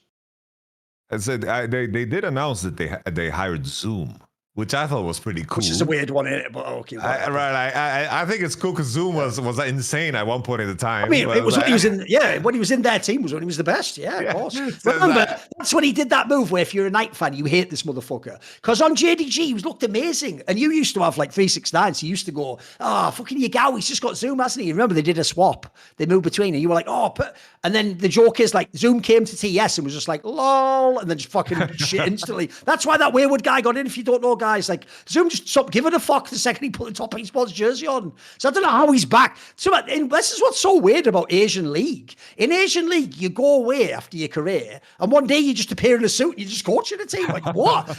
What's the pipeline? Like, what? It just randomly appears. It's weird, isn't it? Like, they just all coach teams now.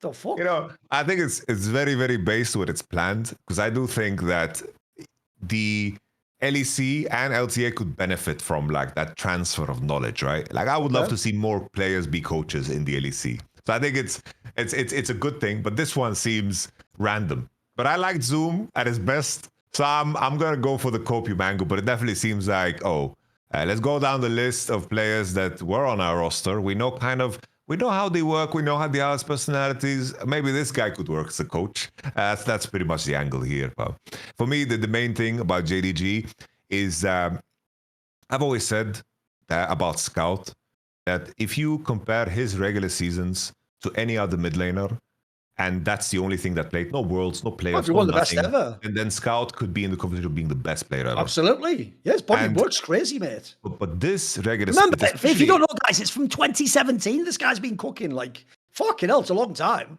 And if I look at it now, like this split is probably like the worst individual regular split I've ever seen from Scout. The worst thing is as well, Yamato, he began it quite well. At the beginning, he was doing well, but then it's after like, I don't know, 2 or 3 weeks, he just tripped. You know, it went down.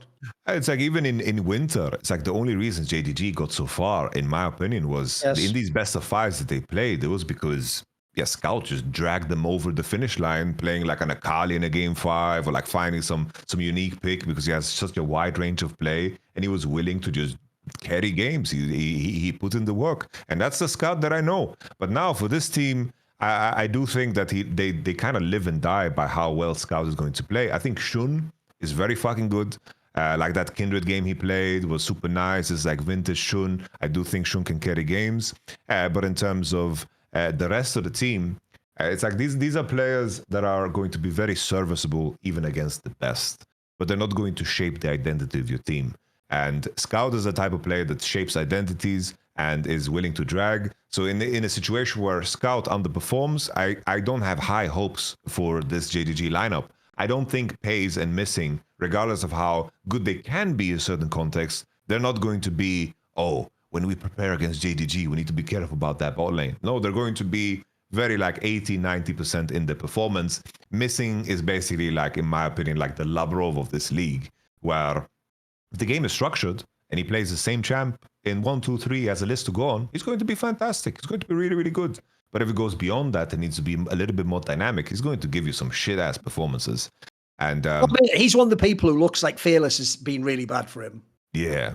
It's like, he needs to hope that he gets the Rakan in, but sometimes he has like a Nautilus game and I'm like, what the hell is happening? He has occasional like a Nico game. We're like, ooh, this is just ugly. Like the range of play, depending on what champion he plays, is so varied that I have very little like hopes for JDG. I think where they are is basically where they will land, unless Scout for some reason has like the best playoffs of his career, which currently doesn't seem like that's going to happen. No, I would even say, if you want the analogy for when we did it with LEC, I would say JDG is almost in the sort of MKoi type spot where it's like, if they played amazingly, maybe they could be like top 2. I don't think they can actually win the league personally, but I think, more like 3rd or 4th, and just give whoever goes to the finals like a really hard time in the lower bracket or something like that, or in the upper bracket semis or something. Because, by the way, I'll tell you another angle that, if anything, ties back to what we began the show with and shows that fans who are vocal on the internet do tend to be more on the nutter end of the parasocial aspect. Because, bro, every thread I kept seeing on Reddit about JDG games, everyone was always hating on Ali. And I'm like, but why? If anything, he's always been like an underrated. He's actually a pretty good player. I'm a fan. It's because of some like shit where apparently people like leaked that like he was like fucking a dick to a girlfriend, or like maybe he like beat up his cat or something. Apparently it all comes from like an ex-girlfriend who's told his story about him and whatever. But it's just one of those ones where like, bro, every comment was just about this. It was like, I enjoy hate watching Ali. He loses. It's like there wasn't like a comment about how he played the game. I think it was just all about some fucking weird parasocial shit. It was like, what? It's weird. It's like, I get it though, because the rumors or the stories are pretty like bad. It's like he tortured the problem cat. That one is, that's usually like, bro, even in movies, if someone hurts a dog, it's the problem. Forever, What evidence do we have of that? Sorry, what? Yeah, that's the problem. What evidence do we have of that though? We don't. Exactly. So we are literally en masse going to spread around the whole internet rumors we've heard from other people we can't confirm. By the way, in the case of an ex-girlfriend, that's even probably the most motivated person to lie about you. Remember, they have no consequence to themselves. They're just a random person, I think, as far as just a random Chinese person. But they can do mad damage to your career, which some would say might be the motivational reason to do it. And then secondly, on something like that, people are then going to basically treat him as if he definitely did it. But who the fuck even knows? Like, that's the problem I have with all those things like that. I think that's why it's so dangerous to leak shit like that. Like, it has to be completely true. Like, this is why, by the way, without referencing the dreaded thing we're not allowed to talk about, this is why with the whole Reckless video, Yamato, I didn't take that lightly. I would never do a video like that if one person who I knew, like, got kicked by him, like, said something. No, because you always have to, even privately, you put a grain of sand in that. Like, put it this way, behind the scenes, the greatest players of all time in League, I've heard bad stories about them, mate. All of them. I've even heard stories about Caps. Look, nothing crazy, but, like, you know, maybe there was times where he was falling in a bit in a split, or let's say, like, never anything terrible, but let's say there was times where he just wasn't as engaged or whatever, you know, like, but that's where it's like, yeah, but yeah, maybe that's because that was the one time you were in G2 and you wished you were going to do better. You wanted to be with the real Caps and stuff. So everyone has their own motivations to do it like that. But I do think if you ever reveal something like that, it better be 100% factually accurate. Because as we say, people are then going to literally treat it like it's a movie and you're the bad guy getting away with it. And the only way they can punish you is by writing this shit on the internet. So I don't know about that one. I think that's very fair. I've never been investigated, so I don't know myself, but it seems like I've never seen any. I've just seen everyone keep mentioning it and referencing it, you know. Yeah, it's like the conflict of interest aspect of it is certainly like very, very true. It's like one of those things where I guess from my side, it's like usually I refrain from mentioning like these, let's say, stories, right? I refrain from it. Enough. And if they come up, I always say like allegedly, or that's what the story is, and I don't know. So you have to be careful with it. But I do think it's like the weird aspect of it is like the level. Let's say there's a greater distance almost, because it's like what happens in the LPL world. It's like we get introduced to it through the LPL insiders, and I think they have built like a good amount of trust, because a lot of like the information that comes out is usually from like insiders on Weibo and so forth. At least in my experience from like the LPL insiders that I followed, it seems a lot of the information does seem to like, I'll tell you the reason I'm doing that, Yamato, is because my problem is this. As far as I know, those people do live the LPL. Like some of those ones that do the translations, every day all they do is watch the LPL, talk about the LPL translation. My problem is this, Yamato. It's a totally personal reason. Some of the most famous people who do translations and follow the inside scene that you're talking about, that I guarantee if I wrote the names in this fucking chat, you would not only know them, you would think they're the best. They have posted lies about me on the internet, mate. So, unfortunately, I have my, like, put it this way, if I type this name in right here, this person is one of the most mentally ill people I've ever encountered on the internet.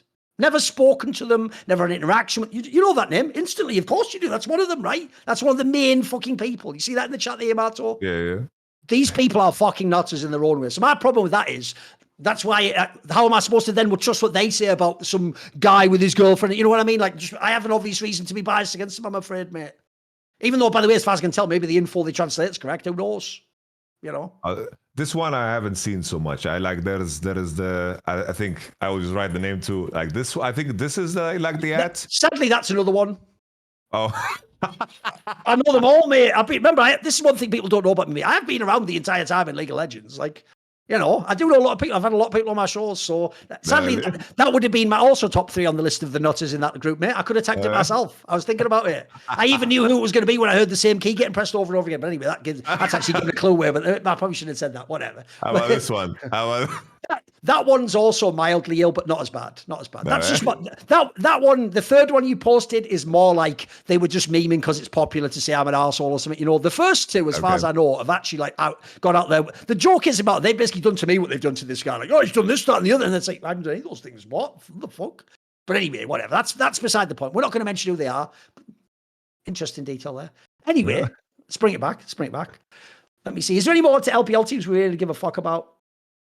Oh, I guess. What about the IG walks? We've done it every other week, so let's do that. It's one thing we didn't really talk about. The sad thing about IG, mate, is, I mean, I think we summarized it quite well a couple of episodes ago. The real problem, here's the difference, right, Yamato? BLG and JDG, Jekyll and Hyde. They have the games where they look really good, and you go, actually, I do, but this team should be top 3. Then they have the games that look trash. I think we nailed it a few weeks ago. IG never, ever actually looks really awesome. Players play awesome, but they take turns. Like 1 week, the Shy's actually good again. And you're like, fuck, the Shy and the Rookie, this is a great combo. Then the next week, he's fucking 1-7 and he can't win the game. Like, Oh, by the way, also, this ties into the parasocial thing earlier. One area that is wild in real life is Chinese League of Legends, bro. In real life, they treat you like people do on the internet in the West. Like, I saw there was a game IG lost where after the game, when they all walk around the front of the stage and do the handshakes and do the bow or whatever, as they're walking, fans from the crowd in Chinese, Yamato, were shouting at people like, I don't think it was the Shy. I can't remember who it was. They were shouting at someone, and they were shouting at some, might be MKoi actually. I think they flamed MKoi. They were sort of telling MKoi, like, fuck off the team in Chinese or something. But then the joke is, in amongst saying that, when the players all walked around, then they shouted, which I did fuck with. Then they were like, it's not your fault, rookie, or something.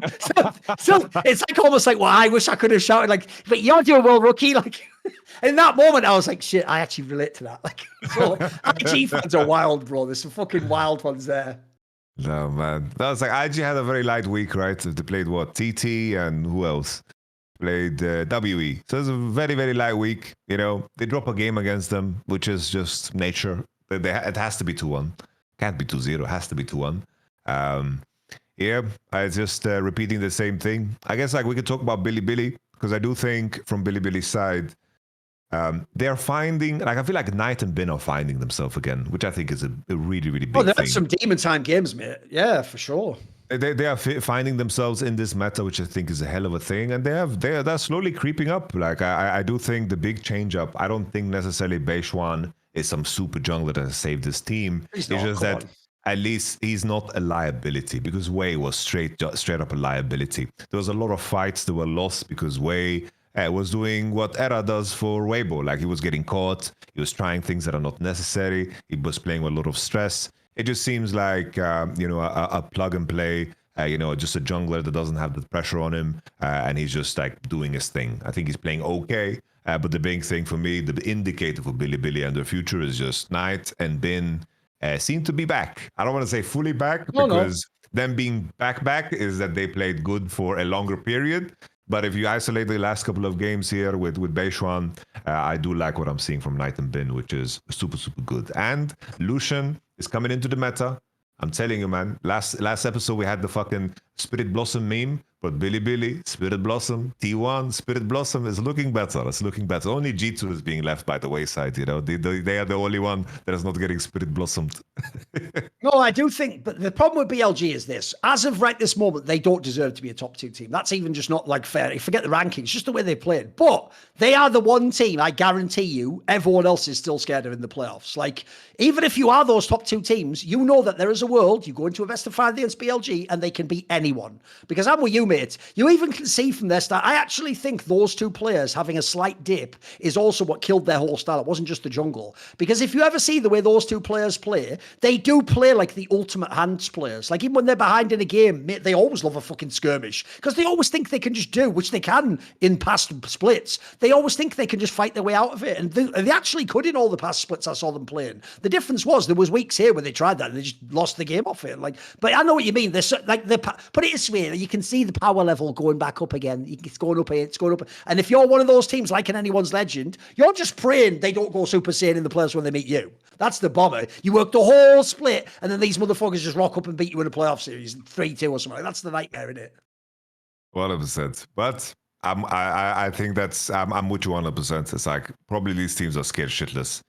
Like, I praise Flandre, but if they play a series and for some reason Bin just fucking annihilates them, like the whole series, would we be surprised? It's like, we shouldn't be. No, you know, that's the fucked up part about Bilibili. You know, they have it in them, and you know, the absurd thing is the last split, how they lost against top esports. That's something that I never thought would happen. You know, it's like they looked better, and I thought it would be fine. They lost to TT, and I was like, they're just phoning it in, and now against top esports they will win and still win the split. That kind of shattered some of the aura that they have. So hopefully they have a coach that is in the league, and like Tabe does an interview. It's like, Bilibili is not making worlds this year. Bilibili is not making worlds this year. Sure. But I don't think anyone has the balls.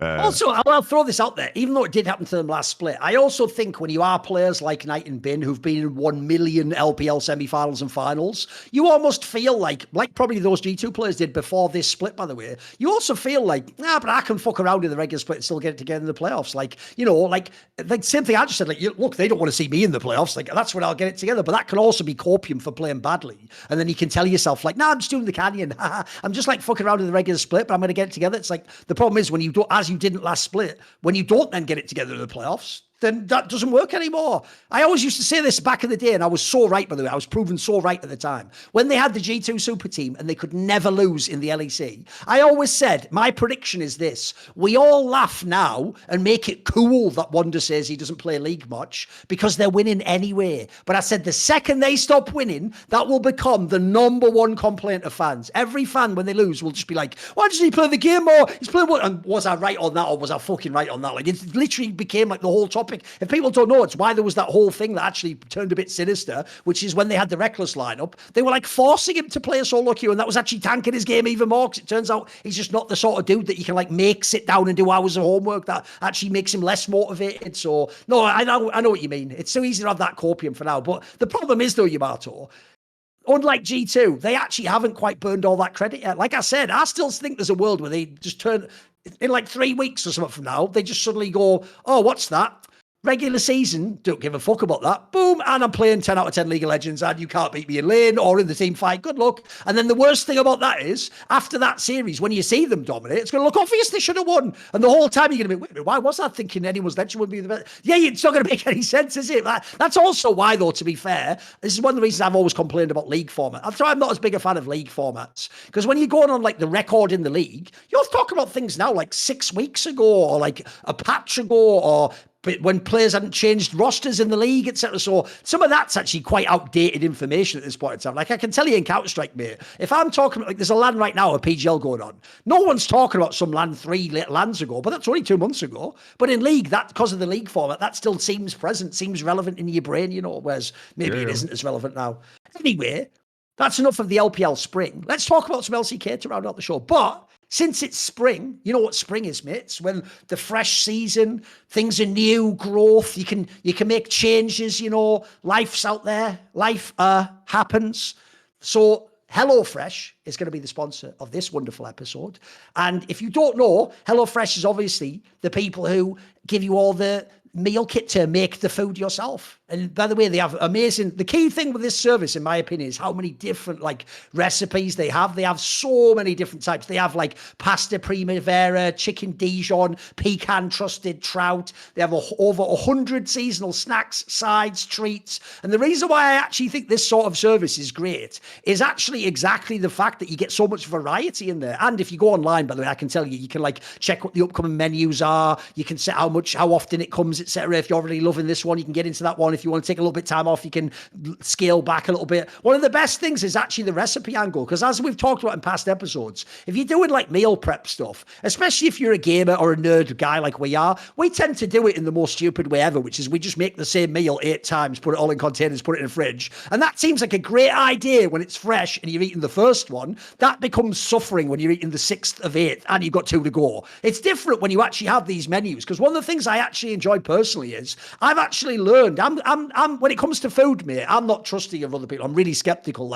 I can even hear from the sound of something or what it looks like. I have actually tried so many of the different dishes that I would never have originally chosen, but I just thought, I'll throw one of those in the box. Mate, the amount of times those turn out to, when you do it properly with all the spices, some of those are incredible. When it says there, chicken Dijon, that normally wouldn't sound that great. I bet that's great, mate. Imagine with a little bit of a little bit of twang mustard flavor to it on the chicken that normally can be a bit dry on its own. Otherwise, sauces is what chicken lives and dies on. Sounds mega. So they've got loads of choices. They've also, by the way, as we always reference with these, they've got their own ready meal meals now, which are chef crafted, and they take 3 minutes basically to get prepared. So if you actually do want a quick option, you haven't got time to cook and do other stuff, follow a recipe. They also have ones that you can just immediately get ready in a few minutes. By the way, that's enough time to pick your champion in draft, get it going, come back, eat it before you get into the game, before the fucking grubs have even spawned. want. You can do all this stuff. If you're between games, you don't have to go that nightmare thing that everyone does to you where they go, just going for my dinner, back in 10 minutes, guys. You may as well just fucking set an hour on the clock. He's never coming back in 10 minutes, is he? He's going to be talking. The difference is it's actually plausible. You could be back in 15 minutes between games or between scrim sets or something. If you're really busy, you don't want to do it. This is actually an angle where you can get it. Also, they use really high quality ingredients. I actually always stress that, by the way. I was also concerned that like that's where they'd skip the corners. You just get like, let's look up in the fruit always looks fresh as fuck, mate. The vegetables all look very legit. The way they parse them all up, everything always looks really clean to me. Also, as I mentioned before, they are flexible on the schedule. This isn't like you're signing up like every week you will get 4 meals. No, if you're going on holiday or something, you can like scale it back. If you have a week, by the way, where you're going to be really busy, you can scale it up more and ask for more meals that period of time. Anyway, I think it's awesome. So feel great with meals that fit your spring schedule and make the season even more delicious. Go to hellofresh.com/ it's on your screen, LFN 10 FM, so that's LFN10 FM, now to get 10 free meals and a free item for life. 1 per box with active subscription. Free meals applied as a discount on the first box. This is for new subscribers, obviously, and it varies by plan. So thank you to HelloFresh. Thank you to anyone who tries it. By the way, let us know in the comments. Did you get HelloFresh? What meal did you think was the best? Did you enjoy the variety, etc.? Let me. Is there an underrated angle? By the way, if there's an angle I haven't even thought of to big up that you think's cool, let me know. Let me know. Maybe I'll shout you out. Thank you to HelloFresh, and thank you to everyone who uses that. That is hellofresh.com/ LFN10 FM. 10 free meals plus a free gift. Right, let's do LCK. There's not tons to do here because there wasn't as many big games. But I'll tell you what, mate, this never fucking ends. The suffering never ends. There's always a team in the LCK that's just fucking suffering, bro. And I'll tell you who the new team is. It's fucking DPlus. What the hell has happened? Right, I wanted to pause and take you back in time. Are you ready? We're going to go back in time to before the upper bracket final of LCK Winter. Mate, DPlus was the best team in the world probably at that point in time. Like, they were the best LCK team. They looked awesome in the groups. They even looked all right in that upper match. Like, you would have imagined at that point in time, the worst that could happen is they'd be 3rd or 2nd. Bro, they've just... In English, we say you've withered on the vine. Like, before my eyes, you've just decomposed. Like, this team has so little. Like, I still fuck with the Simu guy. Mate, he hasn't got a lot of help now. Like, Showmaker's gotten way worse this split. Like, fucking hell. Like, it's so sad because this team should, in my opinion, when T1 had its problems, that's when they should have separated themselves. And the whole league should have become Genji, Hanwha Life, and DPlus, and then T1 and the Nongshim and Fearex down here. No, actually, if anything, they've let T1 actually pass them up now, in my opinion. I would put T1 above DPlus right now. So, obviously, they just had the matchup. And by the way, this one wasn't close like the last one. The last one was an insane banger. This was like T1 just as a better teammate. What's going on with DPlus, Yamato? Well, I'm not gonna lie. I'm so fucking happy. You know, I'm What? Why are you hating? Bro, I'm so fucking happy because these fucking battle narratives that I've had to deflect, because even in winter, this split, isn't he? He's fucking ass this split. He's been suffering. Yeah, by the way, what has Eamon done in his career, Yamato? He has to have Kellen, Mohan, Beryl. Fucking hell! Can I? Lehens, please come back. Can I just have some real fucking... What are we doing here? What is this?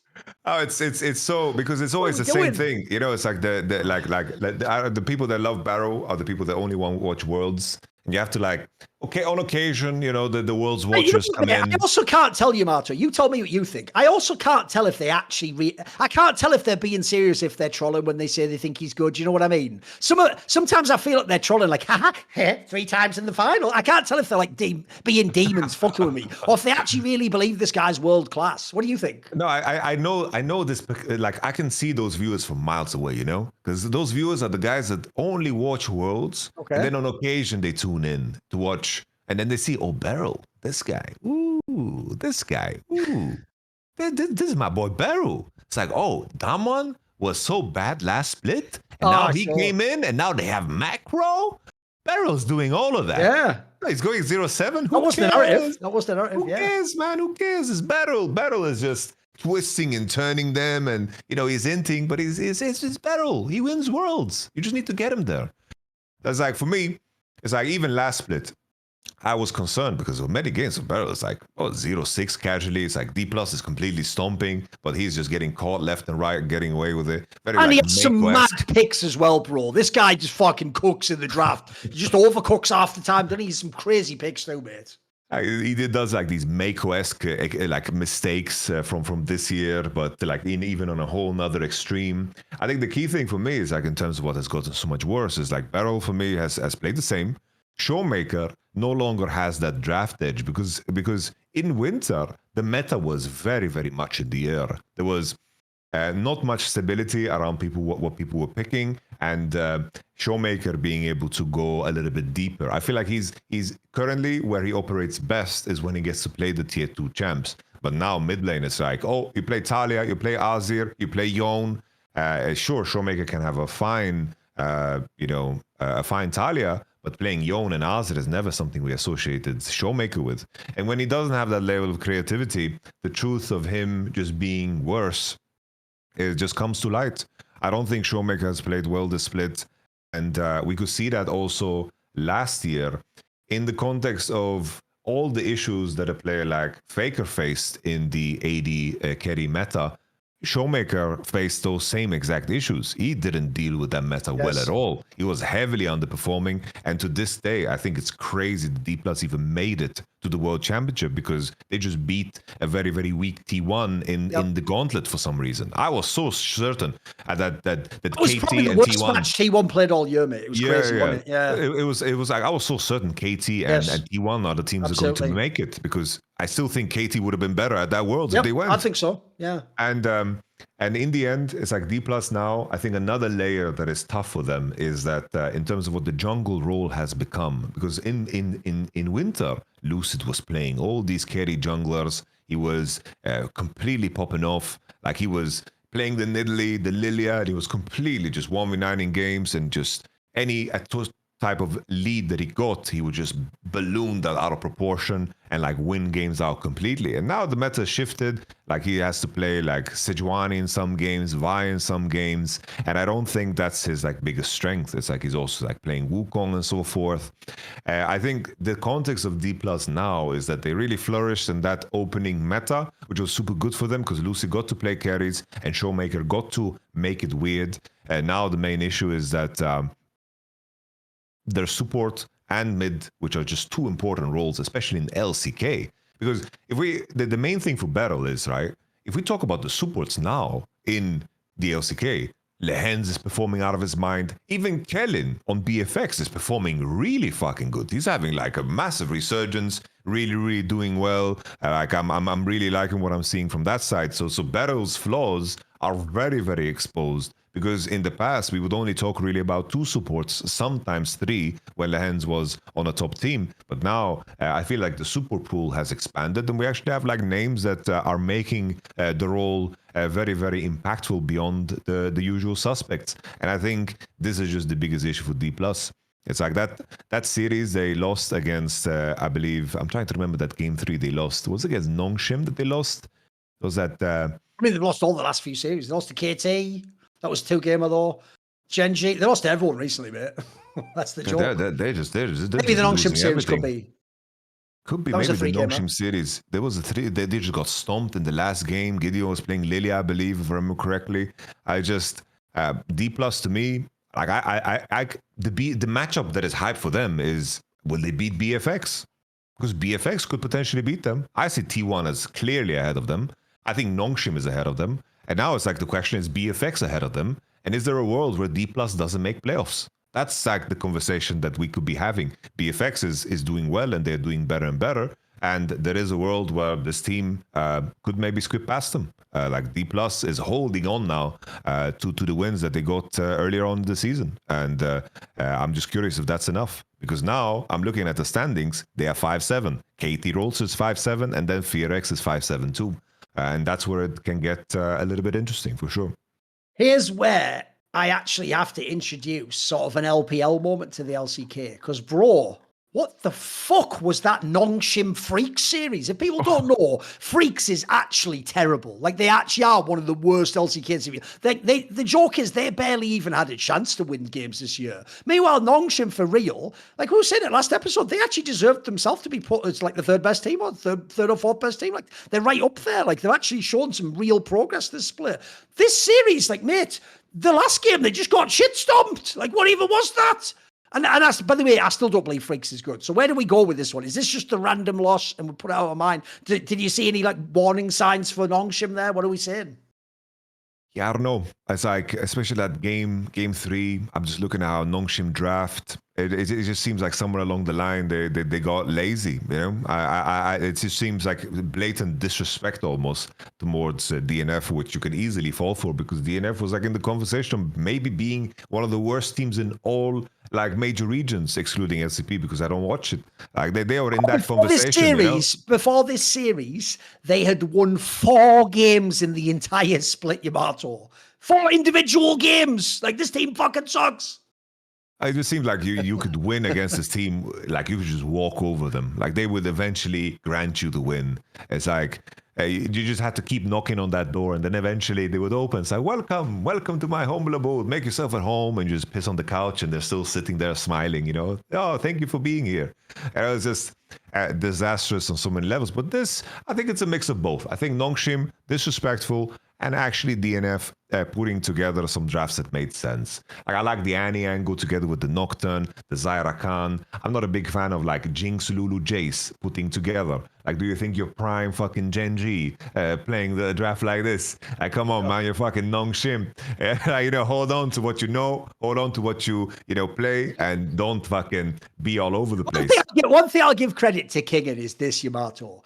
He actually must be the guy, because if you look at him, he does look like a Chad, to be fair. He must actually be the guy who does block out social media, and he just says his affirmations to himself in the mirror. The problem is, the affirmation he tells himself is, you are peak the shy, and it is 2018. Like, bro, he actually thinks he is the God carry. It's so crazy. Look, I know here's the problem about even though I would say I hope his day-to-day experience of LCK has shown him he's not that player, he did fuck around and win Worlds, to be fair. So, like, it's hard to totally hate on him because, like, bro, but I know what you mean. Like, he even gets drafted for like he is the king, mate. Like, you're not, come on, what is this? It's like, you know, at least in the meta, you know, adjacent to the first pick, you know, there's certain cases for that. But to follow that up with Jinx, Lulu, and then it's like your mid jungle just has a completely different plan. They're gonna go Silas Maokai. It just seems like we're all over the place, you know. Like, we're trying to do everything and nothing at the same time. You know, this is some yin yang shit. You know, this is balance for all the wrong reasons. You know, it's fucking commit to something, commit to an identity, and simplify. I think Nongshim in the end, still the series, I don't know how much is gonna affect them. I still would rate them. Currently, like if they place against DPlus, I would say Nongshim is better because I think that's like the main question. Well, they're going to be a fun playoff team. Let's be real. By the way, I even think the newer names are good. Like the Gideon guy has some, the Calyx guy especially had some amazing gear. This is a team where if someone hasn't watched the regular split, you're only going to tune in for playoffs. I actually hope this team will surprise you and they'll give you some really good fucking series. I was like, the main separation though of anything is just that the top three teams, especially now T1 with how they looked in the last couple of series, it seems like the whole turmoil of like choosing between AD and so forth, they've just made like a plain and simple commitment. They are ironing out some of their like issues in terms of, you know, making sure that Faker's playing the right champs, they're just slamming his champion, very like 1, 2, 3, 4 based. Then he knows not fucking sitting there playing Corki. There's occasions where they are forced to put Thorin on a carry in the form of Jace. And I think that, you know, that's T1's fault for setting up Aux for these talking points so he can just hate on T1 for no reason. But they are forced to do so because that's just where the meta is. You know, we talked about BB not playing these champs. T1 understand that they want to have Thorin on something that plays isolated, but they also understand that currently there's a balancing act that they also need to maintain, that they can't make all concessions in draft in order to fulfill this. There's going to be cases where he needs to lock that Gwen and still piece it together. And there seems to be a semblance of improvement. I did see like a lot of moments where Owner is setting up Thorin for success, and that's something that he is exploring and doing better.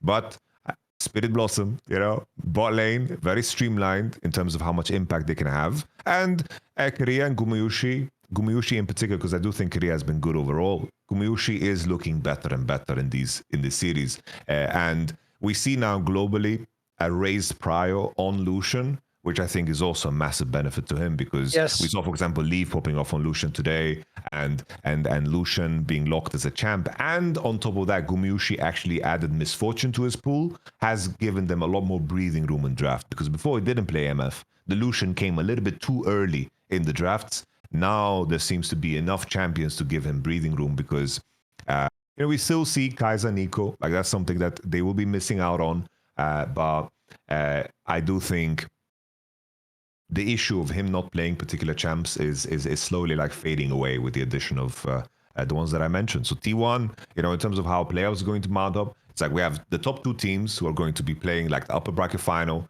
How Alive Genji right away play for an MSI spot.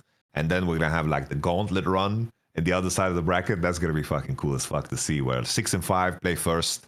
And then they will play against T1, and then they will play, whoever wins that plays the loser, of course, of the previous matchup. The playoff is going to be very condensed and short, but at least we will get to see, how Alive Genji play against each other twice, hopefully.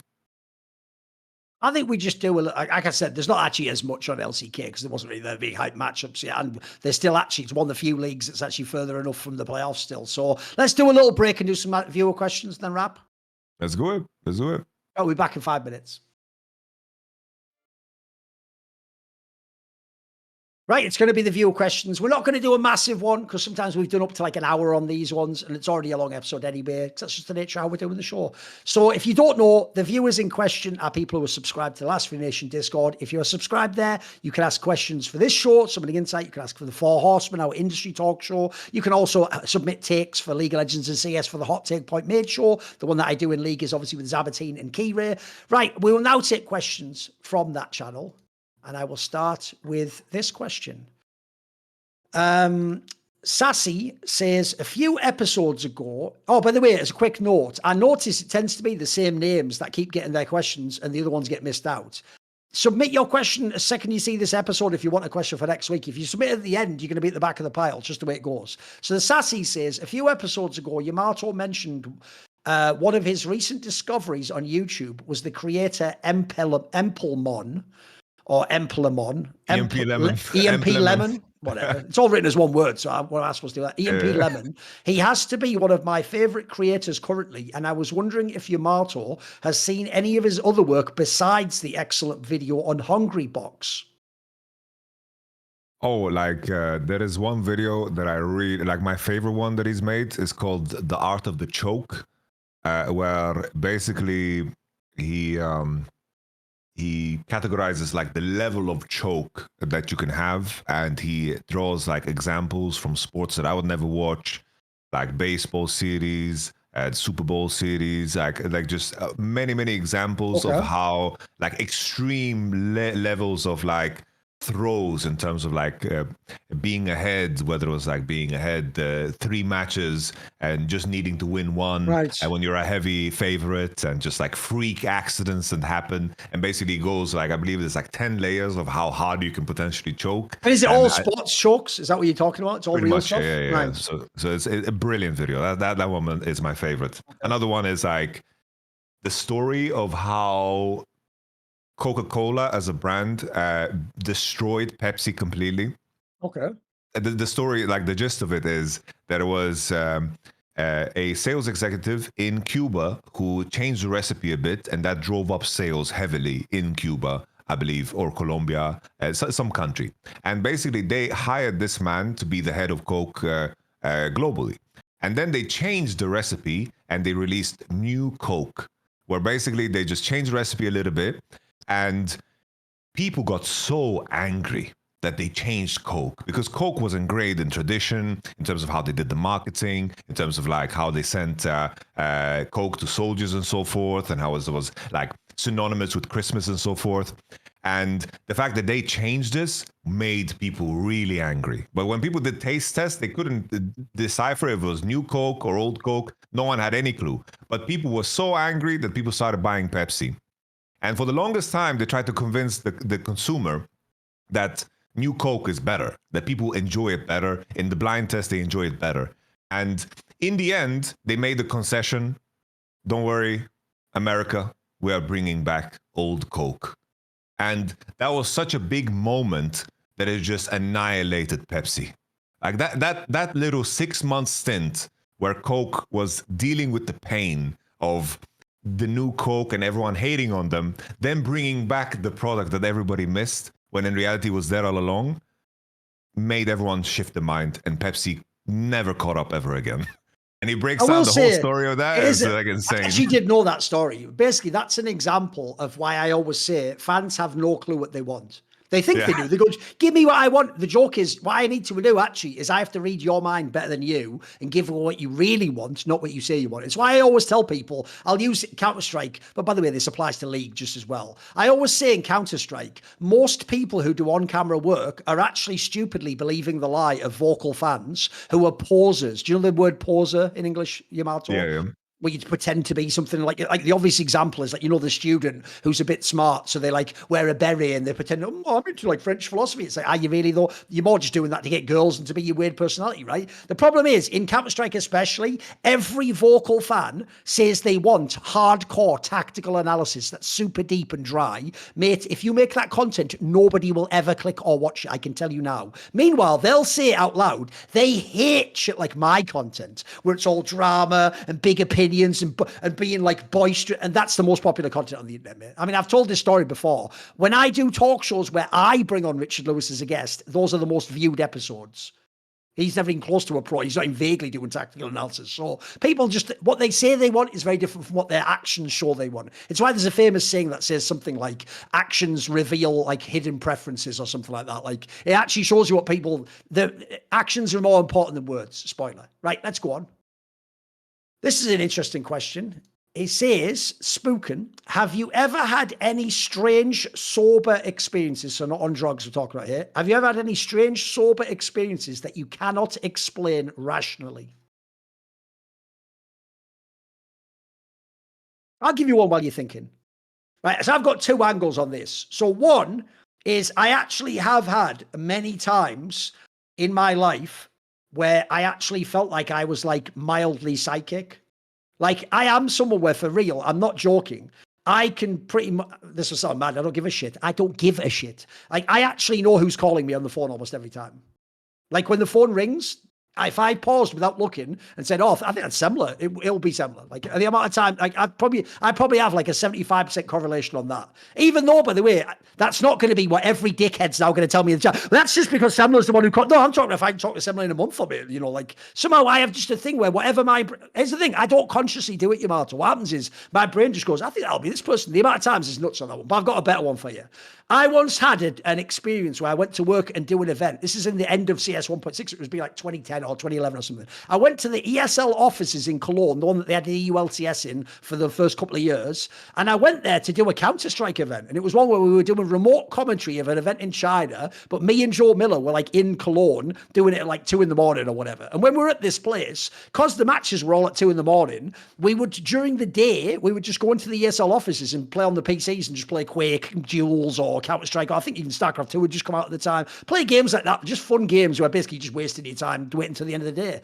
And when we were doing this, right, I don't mind having like a little LAN party, but there was only like 2 or 3 of us there. So it gets boring playing like Quake Duels like 50 times against Joe Miller or whatever, right? So eventually I was just doing the thing where you're just doing your normal surfing, you're just surfing, but I'm not used to not being on my PC or my laptop. So I did that thing where I'm surfing and I found something interesting. And you know your classic instinct when you're online, because we're all nerds and we all want that dopamine hit. It's like, oh, I won't look into that now. I'll bookmark it, look at it later. You know, you do the classic 1 million bookmarks of Wikipedia entries that you never ever fucking read. So I had this thing I found where it was some really weird, like Japanese term that like referenced something very specific. And I thought, fuck it, I'll bookmark that. And I bookmarked it. And then when I got home, I go, right, what was that thing? Oh, fuck, that was my PC. Like I bookmarked it on like the PC in like the ESL office. Like, I have nowhere to access that bookmark. So what's mad is I sat there thinking, fuck, what was the term? And I was trying I couldn't remember the specific term because it was in Japanese. So I was trying every sort of search, I was trying to reverse engineer what search term would I have typed that got me to that term though? I'm really good at using Google. And this is Google, by the way, in like 2010. It was way better. It was like really accurate. And bro, I searched for like half an hour. I could never find it. I could never find what I couldn't even get close. And I was so far off. And I have a really good memory as well. I could not remember this word. I thought, fuck it, whatever. It's not a big deal. It's just some interesting thing, I was curious about. I went to sleep, and when I was asleep, I'm not someone who tends to have dreams about my real life. I tend to have fantastical dreams or dreams where I'm in a totally different time space, or I am in school, but I'm like 40. I don't have dreams about like my current life now and everything. Like pretty sweet. I've very rarely ever had a dream where I was ever in my bedroom in England where I used to live. Like I don't tend to have that type of dream. I'm not that sort of person. But in the dream, Yamato, I went to sleep, and it's almost like a movie. In the dream, I woke up, and I didn't know I was dreaming. I woke up, and I was in my bedroom. So I thought, I've woken up in real life. So I wake up, and I was still thinking the same thought before I went to bed of like, I want to know what that fucking term was. So in the dream, and this dream, by the way, was fully lucid. Like, I'm actually not the shit fucking jungler for DPlus. It was like I was awake. I was walking around, and I thought I was awake. So I went over, and I actually sat, and it was my real room. There wasn't a dragon there. So it was my real room. I sat down at my PC, and I went on the computer, and this is where Yamato, it already relieves rationality. Because remember, that wasn't the PC I saved the bookmark on. But bizarrely, because normally another thing I do if I'm on my laptop is back before we had syncing between browsers, I would sometimes save something in a notepad. So in my brain, I was like, oh, wait. In my brain, right, because I'm asleep, I didn't know that, like, I saved that thing on a bookmark on an easy. So I thought, maybe I saved it in a notepad file. So I start in a dream searching through my computer for a notepad. I find a notepad file on the computer in the dream. I open it, and it has the actual term in Japanese that I've been searching for. I then suddenly go, wait a minute, but I didn't save it on a notepad, which then makes me wake up out of the real dream, like, what the fuck? In my bed. I rush over to the PC, type in that term, press enter, and it's the real term. That was the real. Now, listen, I don't care what anyone said. That was in your brain. Look, whatever you say, that is mental. That story doesn't make any sense on any level. It's mental. It's mental. What was the word? I'm not going to tell you because it was a sexual thing, Yamato. So I'm not going to. You won't cap me on that, mate. Listen, I'm not going on live stream fails. Don't you worry. All you need to know is some really weird niche shit, a type of modelling that you don't need to know about, my brother. Don't you even worry. Listen, I would make the story better if I told you the term. But I'm not going to do it. I never forgot what the term is, but I know it was some like slightly pervy shit. So don't worry about that. Don't worry about that. No, bro. But sorry, you know what? Yeah, it was telling. I can't remember the term, but it was like some special term for like Japanese models that have massive tits. So like, listen, it wasn't classy, Yamato, but I wanted to know that term. I wanted to specify my search. Oh man, bro, you struggled with it so long. You tried to search it. You went back to the office.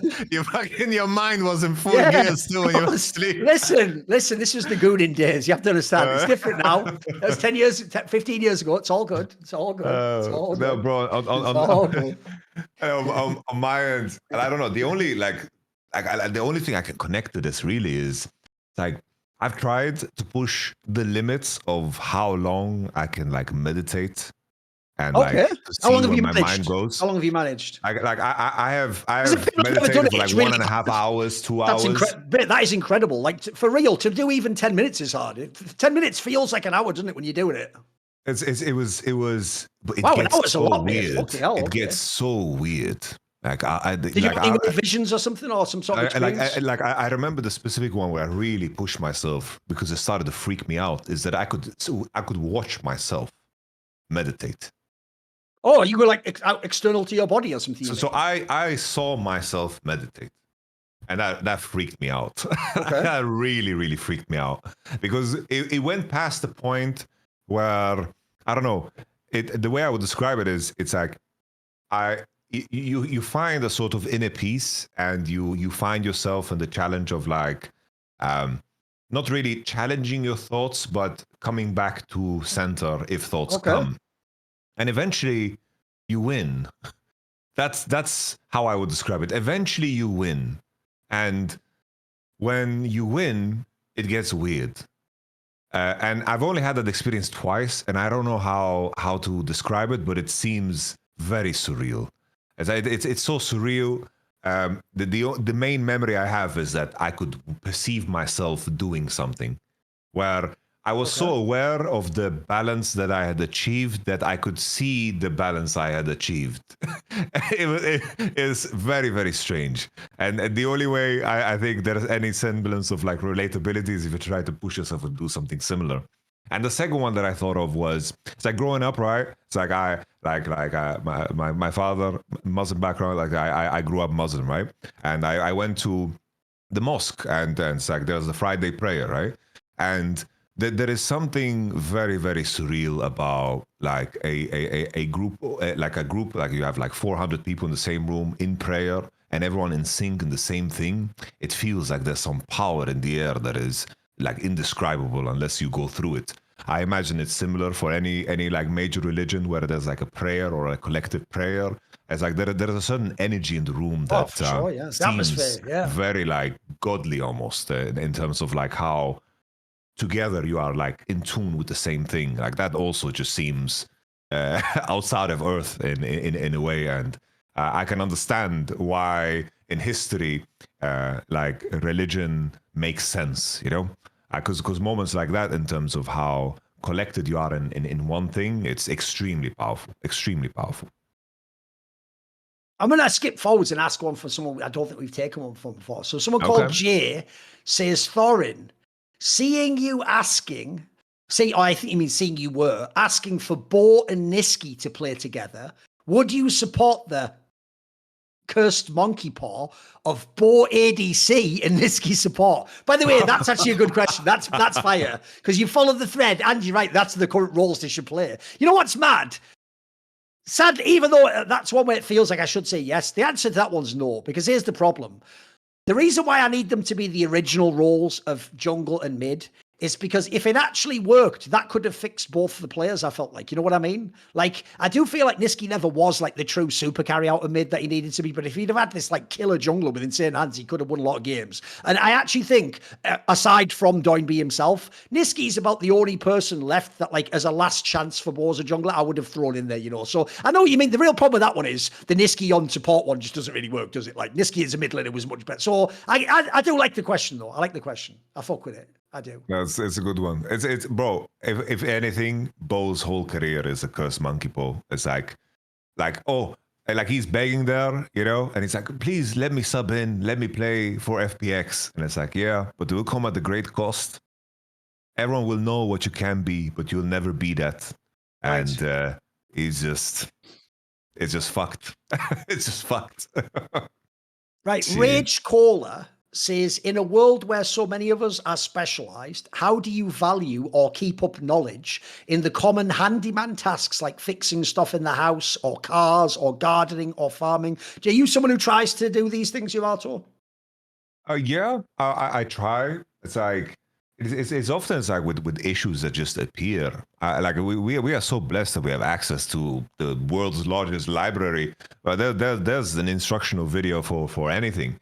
Like it's like just Googling your issue goes such a long way. It's like the other day, not the other day, but a couple of weeks ago, like the AIO pump of my PC broke, and I've never built PCs or anything, and I was just sitting there with the pump, and I had no idea what the hell I was doing. The first time I did it, it took me hours and hours to try to figure that out. But now, after going through that process, I love that feeling of that reward of figuring something out, because I did the same exact thing for another PC a couple of days after, and I did that shit in like 30 minutes, no problem. Like adding that knowledge is extremely satisfying, and I think it's like usually anyone's home.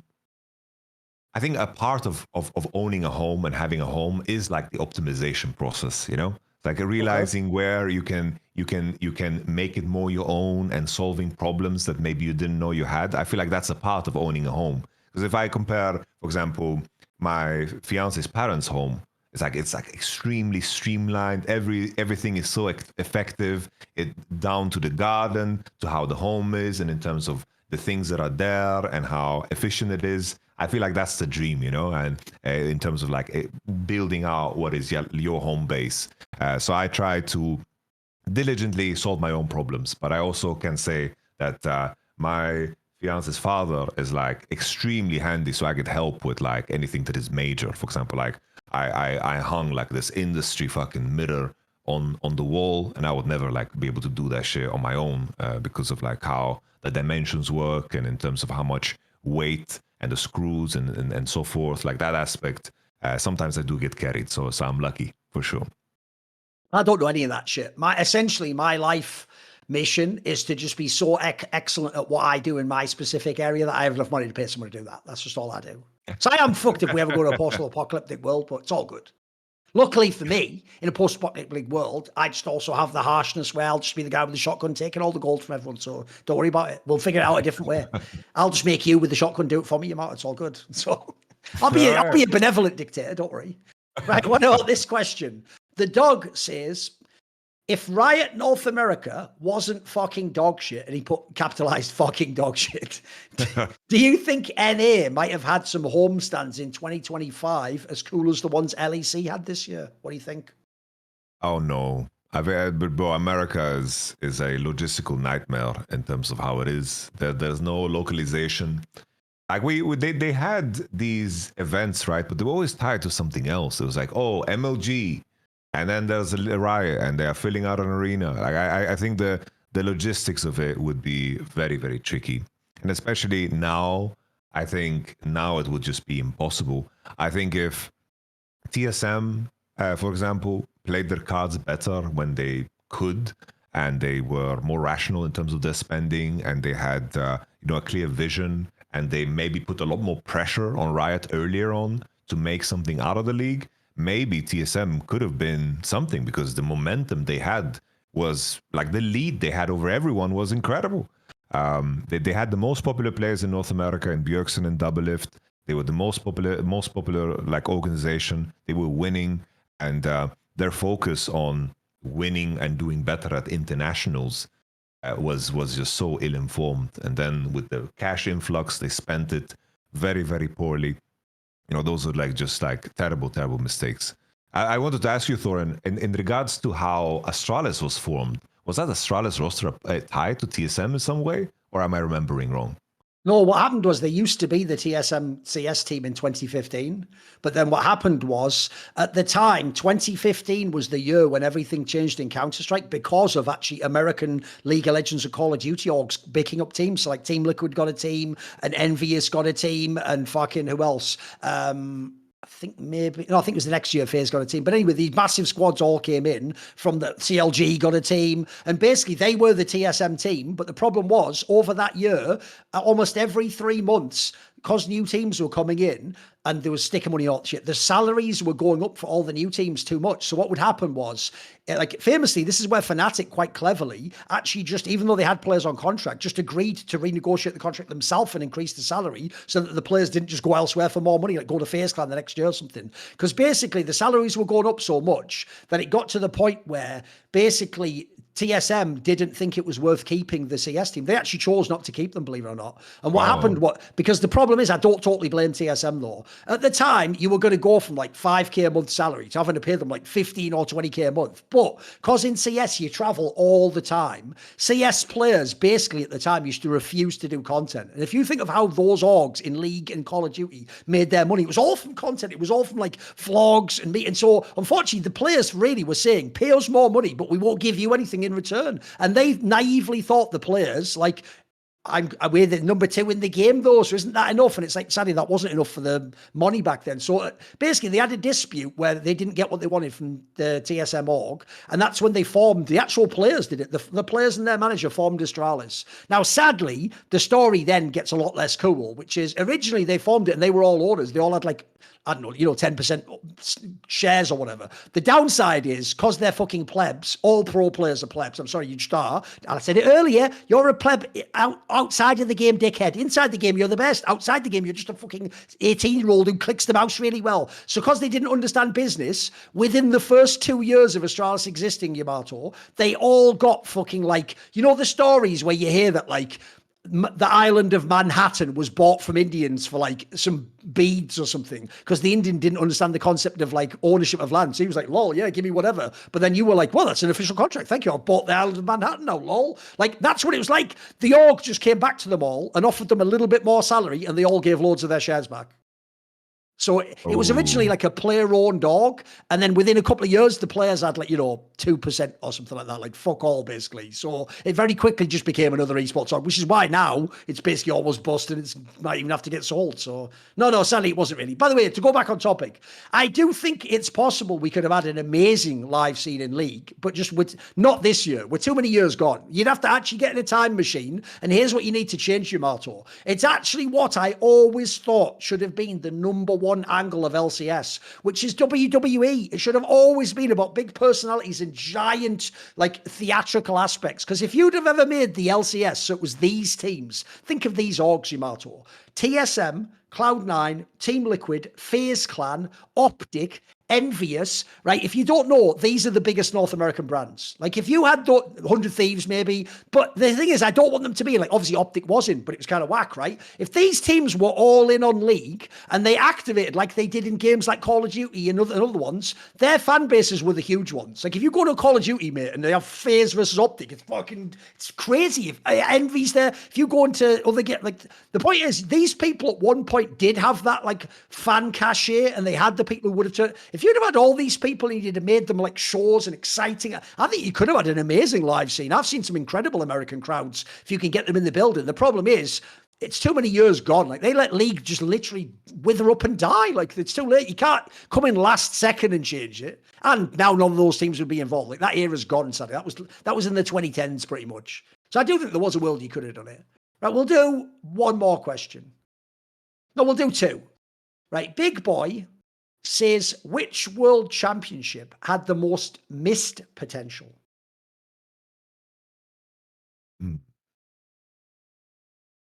Honestly, like 2015 stands out to me because of just the collapse of the LPL teams. Like I do think, in the context of how vast the changes were that Riot implemented, I can't help but feel that had an impact. Because coming into that Worlds, I was hyped for IG, I was hyped for LGD, I was hyped for EDG as the fucking MSI champion. Like I was hyped for all of the LPL teams, watching those playoffs, watching like Rookie and Godvi, doing things that we didn't see in other regions, playing like Echo, Diana. They were definitely like they were an outlier in what was the global meta at the time. And in terms of how flat they fell, that tournament was all about the Korean teams in the end. And I do think that 2015, I had way higher hopes, because watching LGD lose in like against TSM in the group stages, like that hurt my heart, Like that should just be a no-go, yeah? I think for me, the one I would pick would actually be 2017, the one that was won by Samsung over Faker and T1. Because all I would change is, I just wish that wasn't the Ardent Sensor meta, mate. I think that actually ruined that tournament. If that was just a normal, traditional meta with all the usual champions, think of the teams you had there. First of all, that was the group stage, if you remember, where G2 was already really good. They'd already made the MSI final, but they had Samsung and RNG, so they couldn't get out of the group. They were already really good, actually. They could have made a run in the playoffs. By the way, RNG themselves, I actually think if you go back, look like the best team right until they lost that semi into T1. They looked really good that year, mate. And that was, by the way, when Zhao Hu was really fucking good. Like, that, they could have won that Worlds. Longju themselves were supposed to be the favourite, the one where BDD first came along. Khan was fucking carrying the shit out of every game. That could have been sick. EDG themselves just got scout. Like, mate, there was so many. That tournament was loaded. But in your brain, all you remember is Longju fucked up. Like, bizarrely, Samsung won, which never made any sense. They weren't even that good coming in. And then fucking, what are they called? And then Faker just carried with Galio fucking T1 to the finals. Like, I actually think that if you play that differently in a different meta, that could have been 10 times better Worlds. I think people barely remember that one, except for the Faker angle and fucking Samsung winning. That's it. No one remembers anything else. It's deleted from memory. Right, last question. It's going to be one for me. Doorhinge says, Thorin, thank you for putting me onto Wong Kar-wai. If you don't know, that's a film director who I believe is from Hong Kong. The two most common criticisms of his work I've seen are its style over substance and that the characters feel aimless and are hard to read. What's your take on these? I actually disagree completely with those two critiques, because what's weird is when it says style over substance, I don't get that at all. To me, his films are very stylish because he has one of the best cinematography. A guy called Christopher Doyle he works with. But actually, one of the things I love about Wong Kar-wai movies is you have all this Tarantino-esque style, but I find actually like the topics he is dealing with are incredibly deep. I think those movies are incredibly philosophical and sort of like existential with the questions they ask about love and friendship and relationships and what is identity and what is culture and duty. I think those are fantastic aspects. And then when he says the characters feel aimless or are hard to read, I would say there two quick things. One, you have to remember he is dealing with characters that are nearly all from Hong Kong in this story, right? Asian characters this is the biggest lie ever told to you, is we're all the same. I just happen to be born in England. You happen to be born wherever. This guy happened to be born in Hong Kong. No, actually, who we are, the people we come from and the cultures we come from massively inform who we are. And so I would say when you say the characters feel aimless, I think what you're seeing there is how very different their cultures are. I find actually that the characters, yes, the characters have sort of a listlessness to them where they're sort of like a bit lost in their lives. Isn't that sort of like what all postmodern work is like in the West, though? Isn't everyone sarcastic and a bit like detached from each other and a bit fucked up and has baggage and stuff? So I would say that's more just you're viewing that through an Asian lens there in that sense. So I don't know. I find that to be one of the best parts of his films. I find his characters are actually very sort of like nuanced with a lot of sophistication. By the way, if you've never watched any films by this director, Wong Kar-wai, I'd definitely go check some of them out. Like, two obvious ones, I think, are mega, even if you've never watched any. One's called Fallen Angels. I think you'd be interested in that. It's pretty good. And if you like a tall, like samurai type shit, there's an amazing, if you don't know, the Chinese version is called wuxia, which is all like swords and sorcery, but it's like in the desert of like China or whatever. There's an amazing one called Ashes of Time Redux. That is one of the most beautiful films ever made. Like the graphics are unbelievable. The stories are really clever and interesting. It's set in like a 16th, 10th century, whatever the fuck. I don't know what era it's in. They're all using swords and shit. Those two are bangers, though. Check out those two. Right, that'll be it. We'll be back next week on Monday again, ideally. We'll see you then.